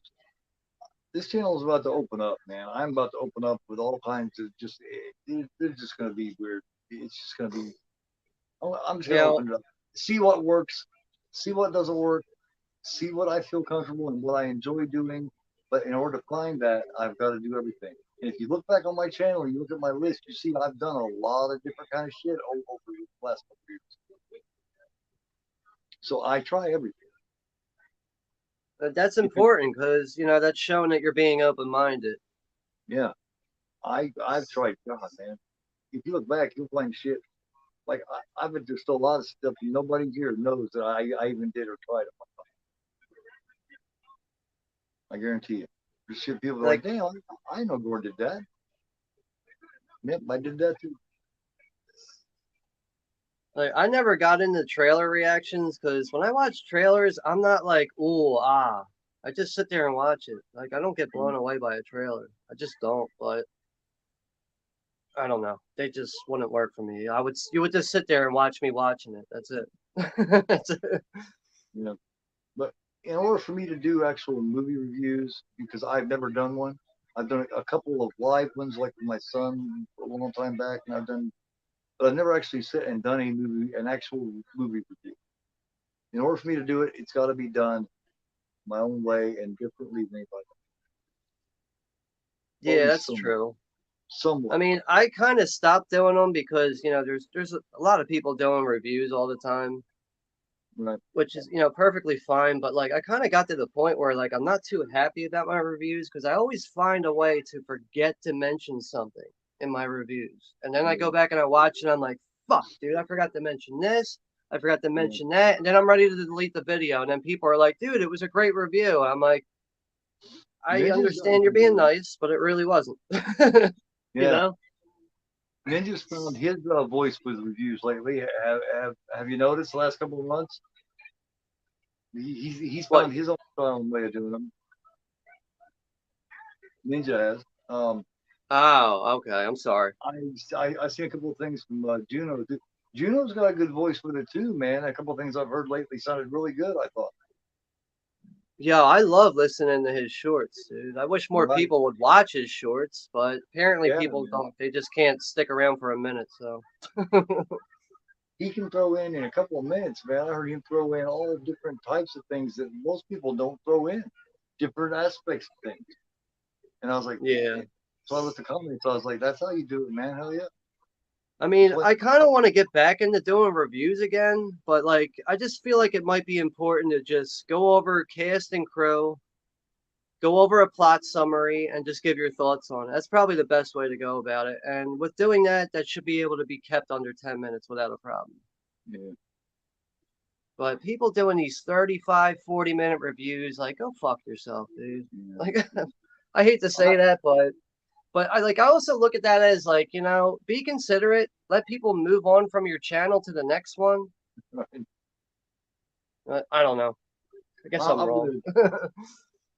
gonna, and I think the way I'm gonna do them is it's gonna be between 5 and 10 minutes, and I'm gonna do them the way I talk and the way I act and discuss shit usually. Like when I get into a scene, I'm discussing or whatever, and the way I do it, I think I have my own way of looking at shit and doing shit.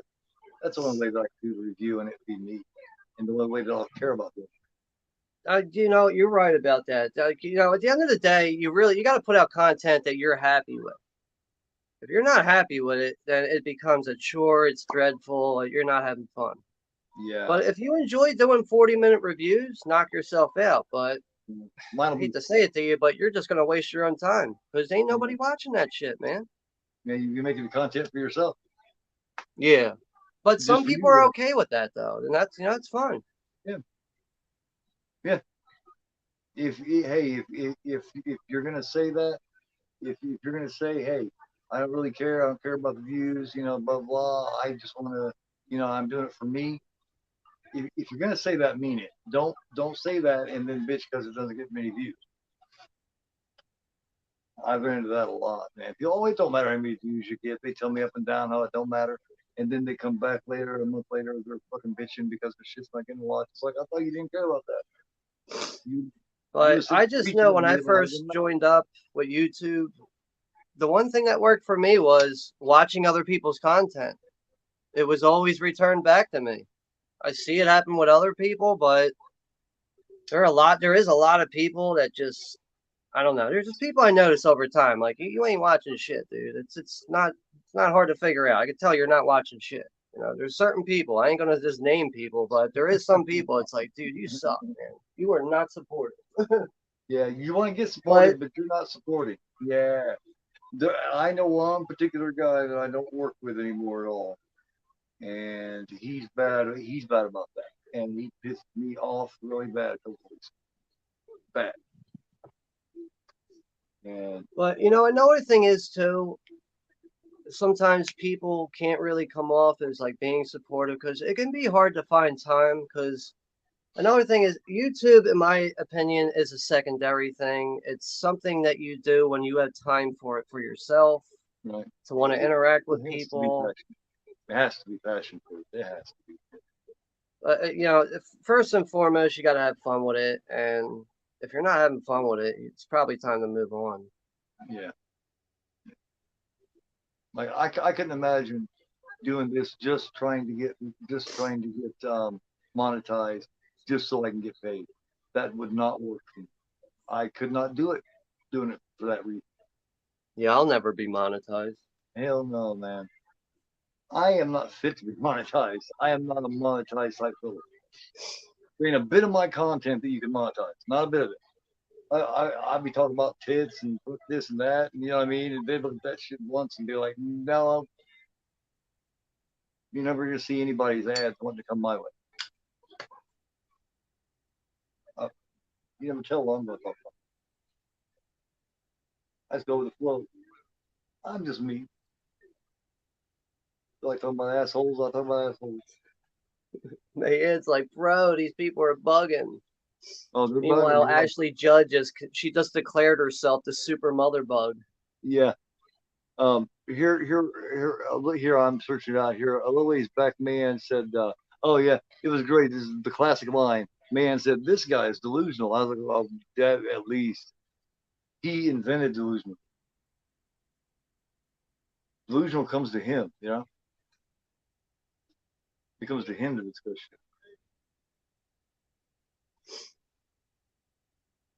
Yeah, yeah. He plays with new Oh, the names. pizza Yeah. guy's at the door right now. This is gonna be a.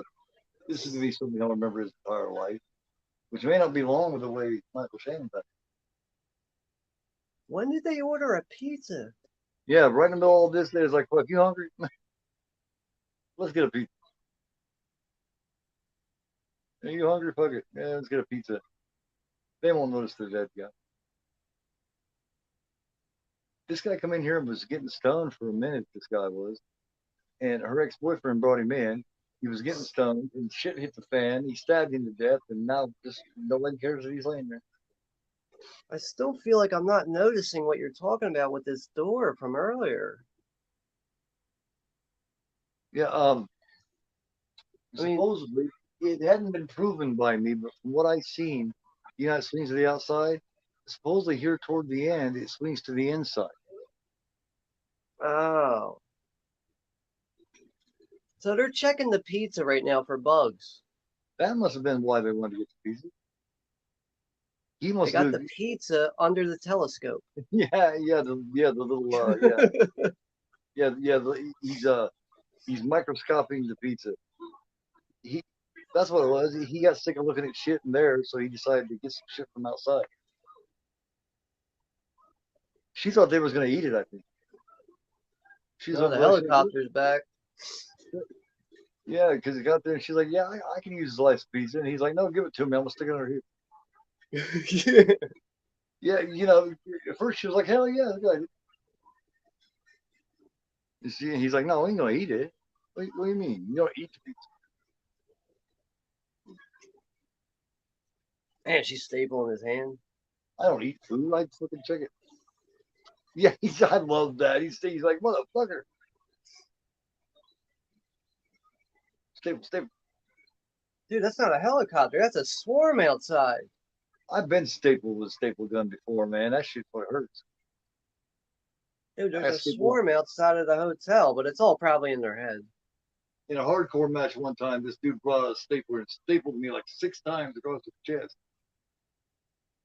Yo, we're coming up to the end here, man. They're putting Yes, gasoline all over the room right now. so yeah, I wanted to stick that staple gun right up his ass. I said, don't staple me again, dude, or it's gonna be sticking out your ass. I was like, all right, you stapled me 5, 6 times. That's it. That's it. Next time we see it, it's going in your ass. Time to get naked and All drench right. ourselves in gasoline. See, she's a yeah. I mean, you know, I'll even need to say. Oh my god, that's gotta burn. If she's sitting in front of me naked like that, the last thing I'm going to think about doing is pouring gasoline over her. Yeah, with like open wounds all over your body with burning Yeah. gasoline in it. It's like, dang, your body looks really good. Here, let's burn it. Let's put some gasoline on that motherfucker. I She's am decided the just to join him. super mother bug. Yeah, she's decided just to join him. Well, This is a who's gonna miserable light fucking it? person. See, because she's crying. She knows it. She knows. See, he's rejoicing in it. She's crying because she's like, this is going to fucking hurt, man. At least they love each other. Yeah. Yeah. Oh my God. Boom. Rest in peace. It's getting hot in here. They're now a fucking TV dinner, man. I mean, you think about it, the point that they got to here, there was only two options left: run out of the room or light yourself on fire. Yeah. So, Yeah. But I loved how it looked on her face. He was rejoicing and he was like, yes, it's going to be great. And she was like, "Oh my God, I can't believe we're And doing this." she's like, I Okay. love you. She's like, "Oh." She's like, "Oh, okay, honey, I love you too." What a wild fucking movie, bro. She was willing to say, "Hey, shit sucks. I'm miserable. So fuck it. Let's burn up together." You know what? That's a good question. Austin Wilcutt just asked if William Friedkin is retired now. I don't know for sure. Pretty much, man. I don't think he's done much in a while. He's getting up there, man. What was the last movie he did? Last one I know of is like Killer Joe, maybe? I think he did something after that. I don't remember exactly, but you got to check out his filmography. Let's see how old he is. I think he's like 83 or something. Here, let me go back here and let me type in Mr. Freakin.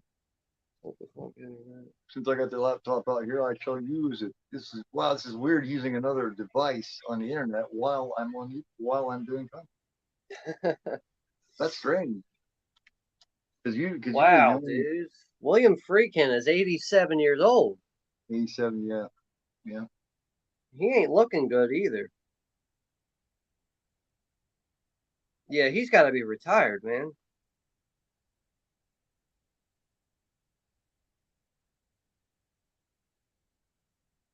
yeah. Wow, it says he's not officially retired. He started in 1962. It says he's still active. Yeah. What was his last one here? I was just getting ready to Google him up here. Do you have it Googled up already?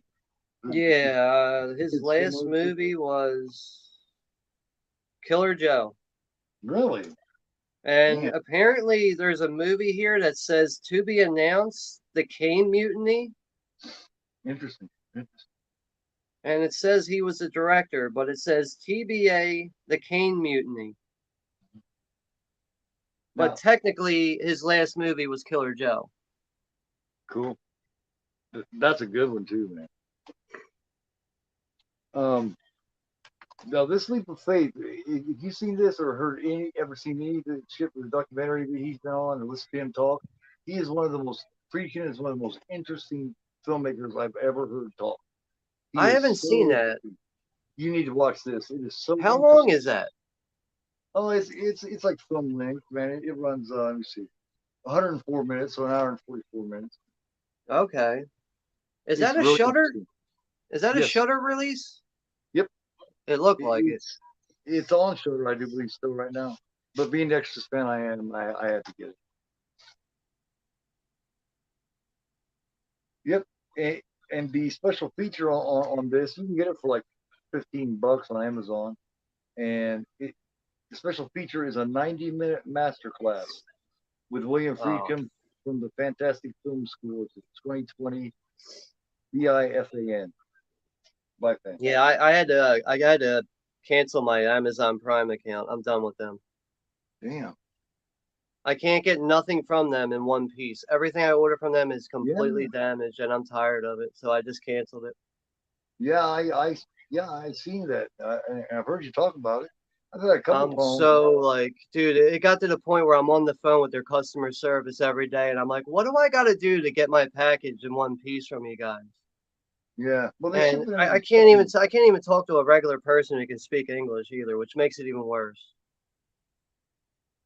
That's the problem I have with see because I have my internet through AT&T, and oh my god, and if there's any kind of issue or anything, I'm getting all these people, and I can't understand what one of them is saying, and then they act like I'm the one that's the asshole. You know what I mean? I'm sitting there going, I'm trying to explain shit to them, and they not, they're acting like they're not even hearing me. And then I start getting frustrated and like, look, no, I don't want to do that. I want you to fix this because I'm the customer. And then they act like I'm being, you know, they act like I'm the one speaking a different language. Yeah. It's like, But I listen, just, dude, Amazon is bar none the worst company website as far as shipping out your fucking packages. The yeah, worst, dude. yeah. The Oh last man, straw that was really for me was the Army of Darkness 4K Steelbook. 4 times I had to order it. 4 times. And I still didn't get it. Well, I mean, I got it, but it's all damaged. no, I wouldn't have a steel book come from them if my life depended on it. Can you imagine? Because I don't like to have steelbooks shipped anyway, unless it's from a seller that I know is going to ship it in a box. Because if they put it in one of those little bubble, little plastic things, Yeah, the bubble mailers. But you know what's funny? Like I've ordered steelbooks from them and had them show up, and they somehow survived in the bubble mailer. But it's just, dude, everything I order from them, I'm disgusted with those motherfuckers, man. I used to spend good money on their website. Now they ain't getting shit from me. did you get your creep show yet? Nah, I haven't got it yet. I'm probably I got gonna it end up today. ordering it off of Orbit or Deep Discount or something. I ain't ordering from Amazon. That's for sure. No, I got mine through straight through Screen Factory. I got Did the you get thing. the pin set? No, Oh, did no. you? I That is got a this nice slip cover, but I cannot believe the price for that. and the slip. Well, no, these two slips, and it also come with The creep show pins. sticker. And no, this one came with the 4K and the Blu-ray, and then the slip, and it came with this extra slip, and it came with two posters and a creep show sticker, and it was only like $40 or something. $40 Not, yeah, 44, for 43. all of that? Yeah, I do believe from Last when time I I was on Scream Factory's website, it's like $130 for the set with the pins and everything. well, yeah, but this is a package that doesn't Forty have the pin. dollars. Forty This, dollars. I this, want one. yeah, like I was saying, Sean, man, this is the package that doesn't come with pins, just the two slips, the 4K, the two posters. There's an option just to buy the slip covers. Yeah, just the slip covers and the two posters. Yeah, I gotta look that up now. that's the one I ordered a couple months back when I first went on pre-order. Because once I And saw that pin set for like $129.99, I was like, "Fuck yous, I'm out of here." that's from Gutter Guard. Yeah. See, but this extra one here, this deluxe slip, it looks like that there, and then you turn around the back, and you got this. You got Nathan on the back in Yeah, some dude, like I want comic that book so with the bad. it's like the comic book art. It says Father's Day, and then it shows the rest of them, something to tide you over, and they're creeping up on you. So, yeah, I've already got this poster framed, the classic creep show poster. They say, hell yeah, Oh, this has got okay. The set you're talking about is $45. Like dude, I want yeah, that now. yeah. That's why I understand. You know, when we were talking about getting this one on pre-order, you said you wouldn't pay for all that. Yeah, and I told you the package I got, you know, and I think you still thought that I got the one with pins, but Yeah, hell when I no, get off of this stream, I'm ordering this. because just those pins added to it is like an extra 50 some dollars to it, but for I just the did pins added to it. I saw Cody from H&S Collectibles. He did a quick video on it. The pins look extremely nice, but They always are. I'm not a Like pin that, collector. I just don't care for them. Enamel pins are really nice. I just don't yeah. care for pins. But yeah, it's like an extra 55, $56 for these 5, 6 fucking pins. Yeah, because that was the first But when the pre-order went up and I saw that deal, I was like, that's fucking stupid. You gotta pay for all this extra shit that you don't even want. I didn't know there was a deal though, just for the posters and the slip covers for 45. That's a good deal. dude, I seen this finally. Yo, there's an uncut version. You know that, right? It's fucking out of this world, man. This movie. It's crazy. Mia Goth is so fucking good. She looks so good in it, and I loved her in it until that one of the toward the last scenes when they're taunting him and shit and following him in the car. And then I went from loving her and thinking she looked good to just despising her. Oh, and But I hate to admit it, but I finally seen Scream 6, guys. I finally broke down. My son talked me into watching it with him, and I seen Scream 6. Finally. sorry to hear that. Yeah. But I promised him I would. I promised him I would. And I didn't hate it as much as I did 5. I'll admit that. I'm not going to run right out and get the Blu-ray or nothing. But yeah, I finally seen it. I didn't hate it as much as I thought I did. I thought I would hate it just as much as 5. Oh But shit, yeah, it's yeah. 16:30 right now. Thank you for your condolence. Yes, they burned up really well, man. Like I said, they were a motherfucking TV dinner. These motherfuckers were aluminum foil and all. Remember The Hunter with Tommy Lee Jones? Yep, yep. Let me see. Let me get down. Well, this is Leap of Faith documentary. Oh, it is fantastic, man. It is fantastic. Mike Platty, freaking, been in and out of the hospital. Freaking been in and out of the hospital. Damn. Baron talks to fucking Mike Platty. Baron casually said, Mike Platty told me that Friedkin's been in and out of the hospital. Casually, he's just like, oh, well, shit, Mike was just telling me. Yeah, but that sucks. Like I said, he is 87 years old, man. And he's one of the few great old school directors we got left. You know, we still got Carpenter. We got so Carpenter, Argento. We still got. He's still alive. We got Friedkin. I mean, look, man, we've lost Stuart Gordon. We've lost Wes Craven. We've lost Ramiro. I mean,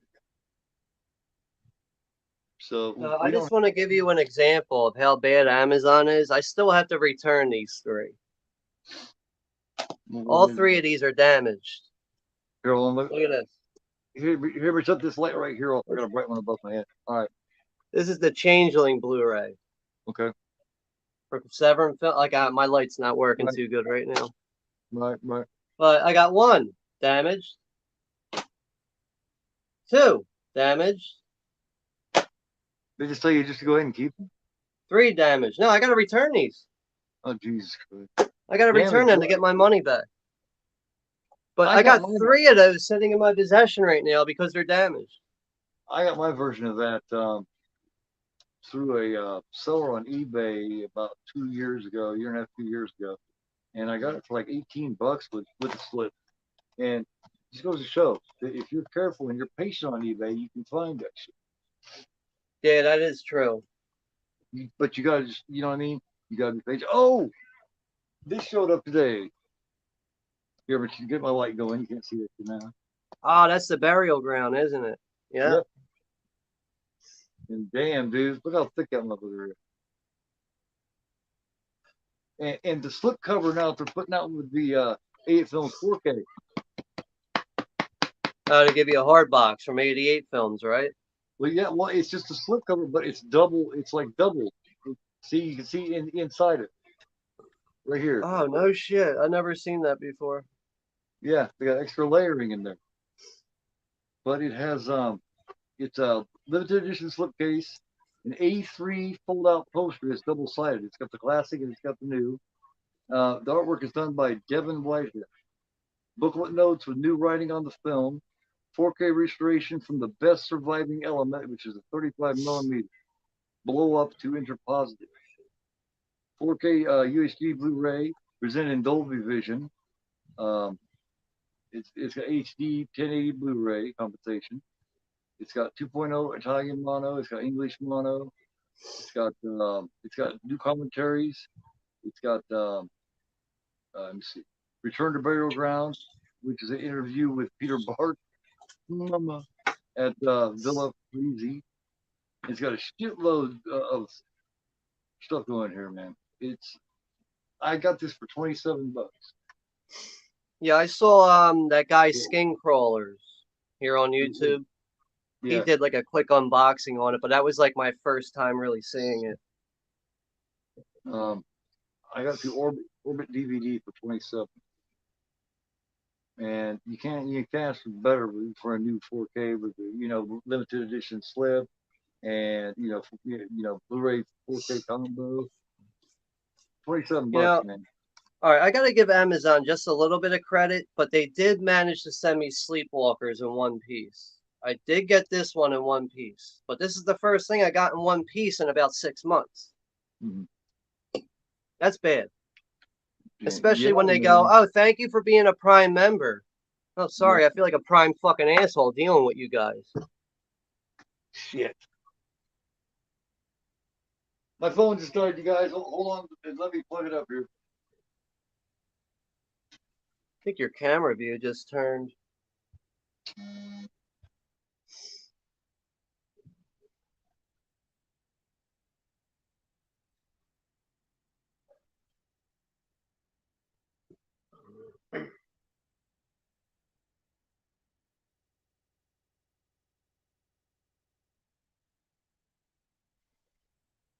And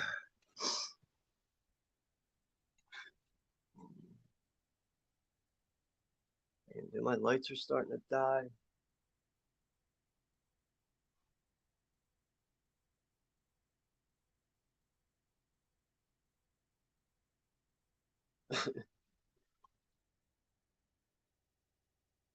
Yeah, I gotta say, Amazon don't like talking to me on the phone, but I don't care, man. I'm tired of spending good money and getting bullshit.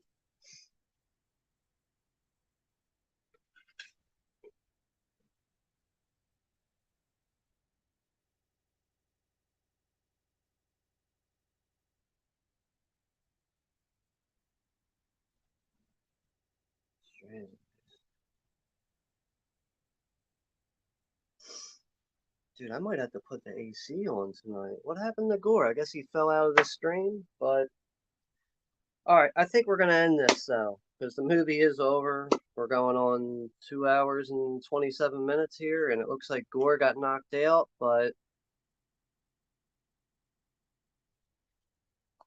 we're gonna give this a minute. Hold on 1 second.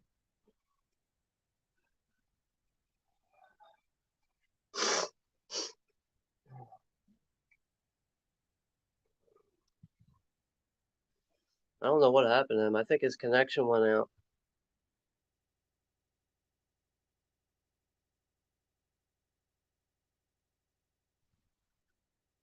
Yeah, Ginja, that's your best bet, man. I wish I could buy directly from Arrow, but last time I bought from, I think I bought last summer. Arrow had a sale, and I bought like 5 or 6 titles from them. But usually I buy Arrow titles from like Diabolic DVD. But I know Ginja, you're over in like Australia, so. But all right, guys. I think we're gonna end this stream though. The movie was an hour and 41 minutes, and yeah, we're going on like 2.5 hours here. Oh, he needs to connect this. All right, maybe I should just stay on here. Like, I mean, I don't mind staying on here, but I just, oh, I can't even. I'm using my phone. I can't even text them right now because I got this streaming through my cell phone.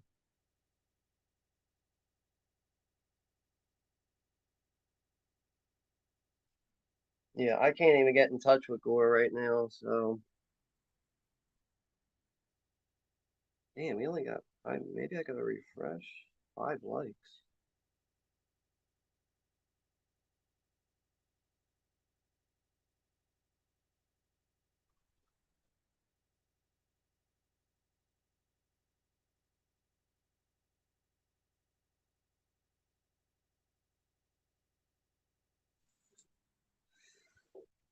Hmm. I'm afraid to Hey, like end this stream. All right, there he able to is. do I was all like again? really close to ending this stream. I didn't know what was going on.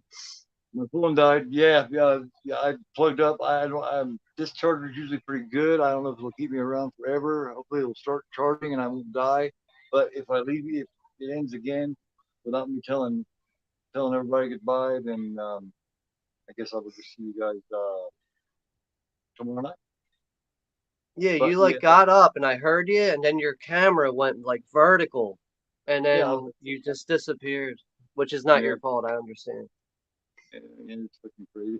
Somehow I've got a guest over here. I think I'm a guest over here too. Here, let's check it out. See who's over here. Nope, it's just us. Okay, it was lying. See, yeah, I hate it when that shit happens, man. I usually have a charger with me, and whenever it doesn't do it, I have one. But when it does do it, that night I forgot to bring it. Every time, it's one of those things. I've just learned to accept. But yeah, you guys enjoy that film? It was definitely something different, wasn't it? Yeah, I mean, I thought it was a good idea to go with something a little more modern and something that we're like, I guess all of us are not very familiar with, because I've only seen this movie maybe 3 times now. I think that might have been my third time ever seeing it. Right. What do you think about what do you think about next week? Let's post some shit up here, man. Uh, should we go with something kind of horror but not horror, or go with straight horror, or just slasher? Should we go with supernatural? Should we go with found footage? What do you think? I'm looking around up here to see if something strikes me. I mean, Uh, I'm gonna like I kind of well, it seems like I kind of picked this one, so I'm gonna let you pick this time. okay, let me come up with a couple of titles here and see what you think about it. Oh, holy shit, dude! Frailty. Yeah, I have that one. Frailty's a kick-ass fucking movie, man. I haven't seen it in a long time. I have it on Blu-ray though. Frailty. It's a I know Bill everybody likes Paxton Frailty. movie. Bill Paxton, Oh, Matthew God, yeah. McConaughey. I think Oh, God, everybody yeah. would enjoy that. Powers Boots in there. Oh God, man, Bill Paxton is fucking brilliant. He's not. He wasn't a man, son. He's a demon. You're crazy. It's like the first time I ever seen that movie. That movie is great because you spend through the whole movie wondering, is this fucking guy out of his fucking mind or what? Is he really Yeah, seeing like this thing? Is he nuts? Like you it's agree hard with to the film. figure out if like he's really doing this willingly or if he's really like possessed by a force or something, you know? You come to a point where you agree with the kid. You know, you're like, yeah, yeah. You know, you feel sorry for the kid because you think he's fucking batshit. You know, and then he's got two sons. Yeah, Frailty to And me you sounds like everybody else. yeah. And like also with that movie, like I know when I first saw it, I like the first like half hour into it, I was like, ah, another serial killer movie. But Man. it wasn't that. It ended Oh, up being a lot more than that. I like, you know, being ignorant, being young and ignorant, I'm like, ah, it's another serial killer movie. Nah, it's a lot more than that. Hell of a man, lot more than that. I knew as soon as I seen Bill Paxton and he come home within one talk to his sons, about about how God had chose them to do this service to kill demons off. I was like, oh shit, we're in for a movie now. So, just Paxton, man, he died so young, and it was so fucked up. I hate to see that happen. He died what 52 or 53. 61. He was on the operating He was table. He was getting some kind of, I think he was getting like a valve fixed on his heart because he always had heart problems apparently growing up and he didn't wake up. 61. Shit, I thought he was younger, but hell, 61 still young. Yeah, I think he was pretty sure he was 61 years old when he died. Damn. But he always had heart problems since he was a kid. And I think he went to go get something that was going to like permanently fix his heart and Yeah. they fucked up. Damn. I'm gonna start doing something every week on our show here. Every week before we hang it up, before we go, I'm gonna do a film recommendation. And I mean, you can do it too if you want or whatever. But I'm gonna do one. My film recommendation, and it's one that I finally got on physical media. I don't know if I got the Blu-ray, but I found this DVD at a good price. It came out in 2011, and it doesn't have a cast you know real well or anything. Um, but it has a guy. Let's see. I'm not sure his freaking name. I think it's Patrick Breen, maybe. But it's this guy right here on the back. Oh shit, you can't see him. Turn loud. But it's called The Bleeding House. I don't know if you've ever seen it. I've heard of it. I've never seen it though. I'm It's familiar with that really good. cover art too. It's really good. If you got to wait, it's right here on this movie. I recommend you guys watch this film. There's sometime soon. It's called The Bleeding House, 2011. That's my recommendation for this week. I'm going to recommend a modern one. Okay. A horror anthology from Shudder, the Mortuary Excellent. Collection. Excellent. Yes. Yep. Like, it's got a pretty Okay. good cast. It's got a fairly young cast in it, but you have Okay. Clancy Brown's in it. Yes. I really enjoyed this for a modern horror anthology, and like you know, as most of you guys know, I'm a big fan of horror anthologies, so this Oh movie yeah. was right up my alley. I have tons of them right here. A whole lot. I love them. That's another. Okay, well let me do another recommendation to you then. It's low budget and it's an anthology, and it stars Rachel Rose and Jonathan Kirsten from Sleepwaking is in it. It's called The Perfect House. It's on here on YouTube Yeah. as a matter of fact. It's an anthology. It's Now low that budget, one I don't think I'm familiar with. but it's good. Yeah, it's got Melissa Rose and um, Jonathan Kirsten from the original Sleepwaking. You know, after the stream last night, we were briefly talking about Ed Gein, and when we got done with the stream, I ended up watching this last night. It's looking good, man. Well, dude, when I got off the stream, I was like, why do I want to watch Ed Gein so bad right now? And Awake I and put it alive. on. It's been a while, but like, dude, that was it. The movie definitely holds up for an Ed Yeah, Gein story. It holds up well. yeah. You boogly-eyed, booby-loving snake. You know when she gets him in the bathtub and he's there, Mom, I swear I weigh 11. Yeah, she was like at 6'10" or 6 heads and 10 horns. And then when that Ah, lady yeah. comes over and she's like, "What do you got that book on the table about shrunken heads?" And he's like, "Oh, I just love shrunken heads and cannibals and all types of things like that." I love it when he's showing her the kitchen and shit, and the mouse is in the trap there, and she's like, "Oh, I noticed, he's like, yeah, the little fella." He said, I gotta get rid of him somehow. There, and she's like, "Well, did you ever clean up around here?" He's like, well, he ain't bothering nobody, Little fella Dude, ain't bothering nobody. he's so far out of touch with reality. It's unbelievable. He's great, man. Steve Rosebeck is great. He did a I great agree, job as man. Mason Helter Skelter too. He is fantastic. He of course you remember him from Life Force, but yeah, he's fantastic. That again, I think is a damn good show. It is so underknown. Nobody really knows, and people who haven't seen it in 10, 15 years. You know what I mean? So it's one of those. It's a good show. Um, yeah, I'm glad everybody enjoyed it. Yeah, definitely. If I don't know anyone who does not like it. You know, so I figured it was a really good safe win. I haven't seen it in a couple of years, so Frailty next week here on Full Orbit. It'll be episode 13, and it will be Frailty. So Um, next Tuesday, 10 o'clock, Frailty. absolutely, absolutely. And tomorrow night, all you got, I'll go ahead and I'll go ahead and plug my shit. I'll let you plug something, and then tomorrow night it will be the second episode, and it'll be two more mystery competitors for the our horror show, that the horror trivia show that we're doing, or that I've been doing the last couple of weeks. Two really good competitors that everybody knows. Everybody's going to know them. I've already got the two set up for next Wednesday too at 8 p.m. Eastern time. So every Wednesday 8 p.m. Eastern time, it's the horror trivia show right here. Go ahead and plug something if you always have something. So Yeah, I mean, as of right now, I plan on doing a watch party this Saturday for the 40th anniversary of Twilight Zone, the movie. yeah, Other than that, I'm going to be working on a review with that girl Jen from Devious Diva. Why can I not say those two words together for some oh, reason? yeah. She and I have been talking about doing House of Poetry.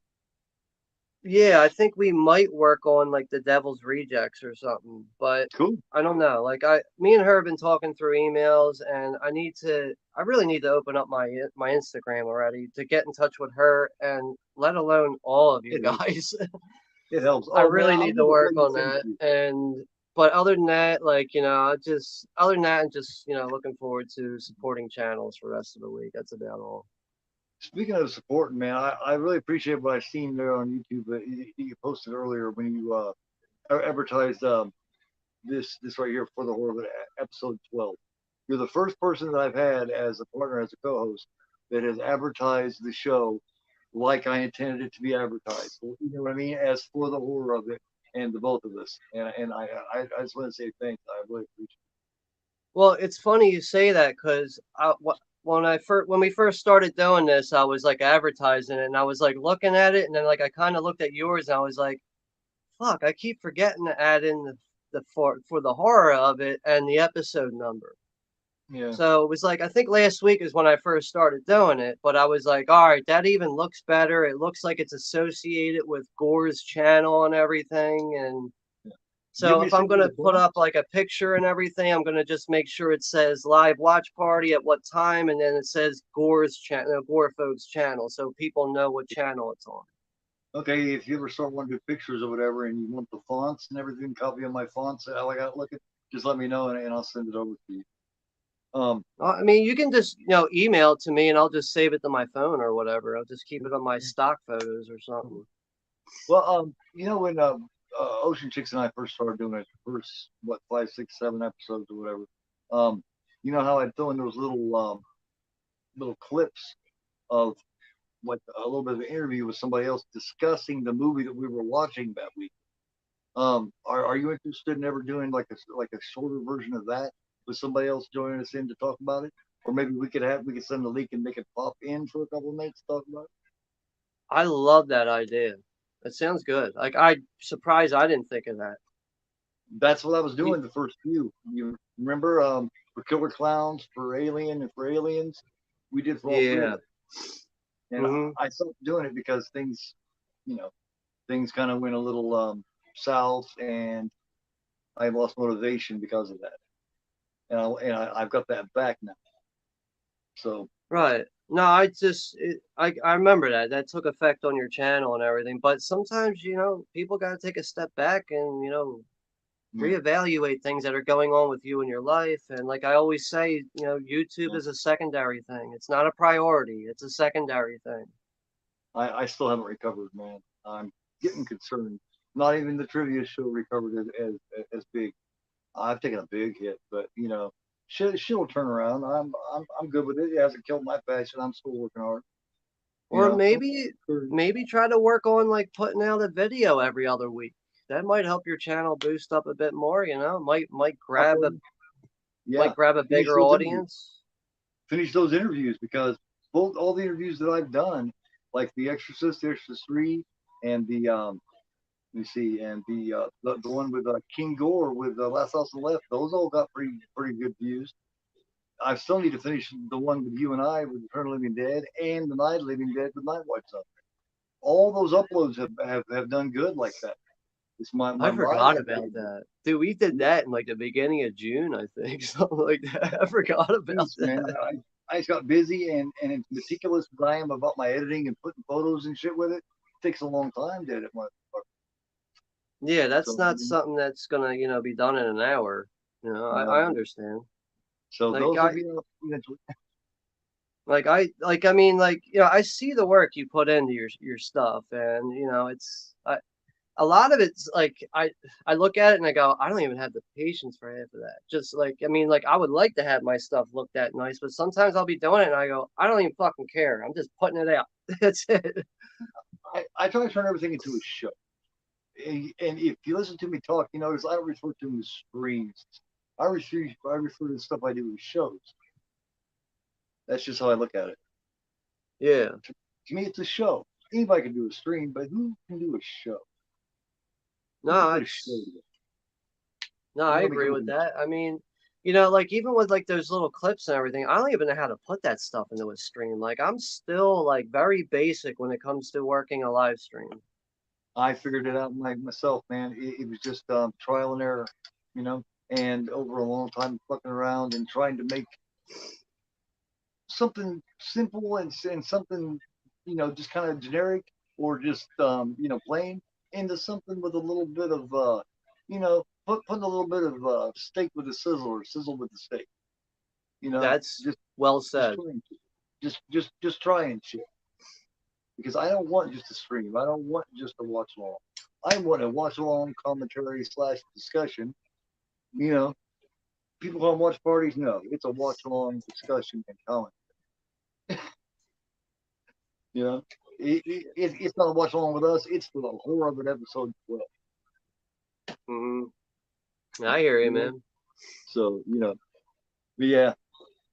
Thanks again, man, and thanks for recommending Bug. It kicks ass, man, and I love Friedkin, and it's something different. That helps too. Do something different, you know. Like I Right. looked at Chainsaw Massacre last week, and then yesterday at Chainsaw Massacre 2, which are basically basic, well-known films. It is a guaranteed, people are gonna watch it. And everybody likes things like bugs and frailty and shit. That's not necessarily as guaranteed, and you hardly ever see them showed on.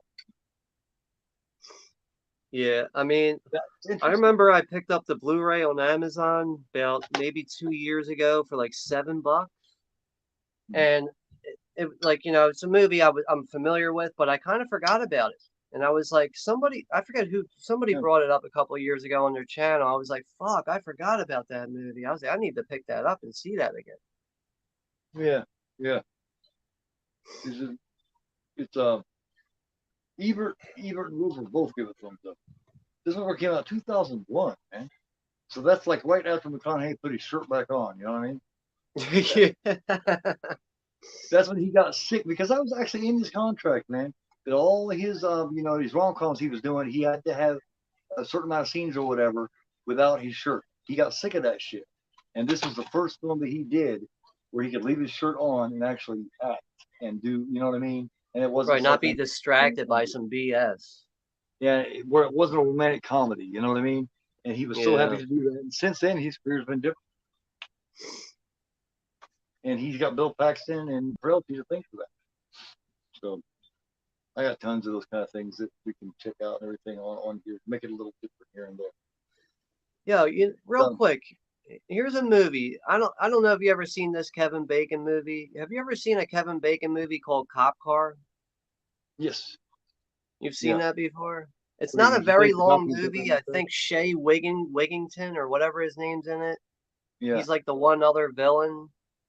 But the first time I saw that, dude, that movie took me by surprise, man. The two little kids just find a cop car and they're driving it around. Oh yeah. Well, yeah. It's gone off the wall. Like I the first with Christian Bale and Woody Harrelson, and it's got a few other Yeah, people in it. that's a good one too. Hell yeah. I have that on Uh, DVD. yeah. Hell yeah. It's just yes. Um, but yeah, guys, watch The Bleeding House. Check it out. Trust me, you will like it. What But year is that from? Bleeding Out 2011. 2011. I know I've seen that cover art before. Yeah. Yeah. It's got a really good story. It's really smart. It's really creative. It's got this little cute, sick, twisted thing about it. You know, it's a cat and mouse game between someone who's sick and someone who's even sicker. So, it's someone who thinks he's sick and badass that runs into somebody that is truly sick and really fucking cool. So it's cool. I'll have to Um, see if that's on Look Movie. oh, I'm sure it probably is. It seems almost everything is. Yeah, I know, right? Yeah, I mean, really, it's great. But thanks to everybody that came by and watched this. Like I said, catch me tomorrow night for the trivia. Catch Sean Saturday, and then of course, the Sunday afternoon show I always have at noon, and then my Mondays at 11, and then again back here for episode 13, Frailty, with Sean Blue Digital at 10 o'clock next week. Um, yeah, that's Sean Blue Digital. I'm GoreAphobe. You guys are the chat, and I'm Gore, and you guys are not. Have a great Take care, everyone.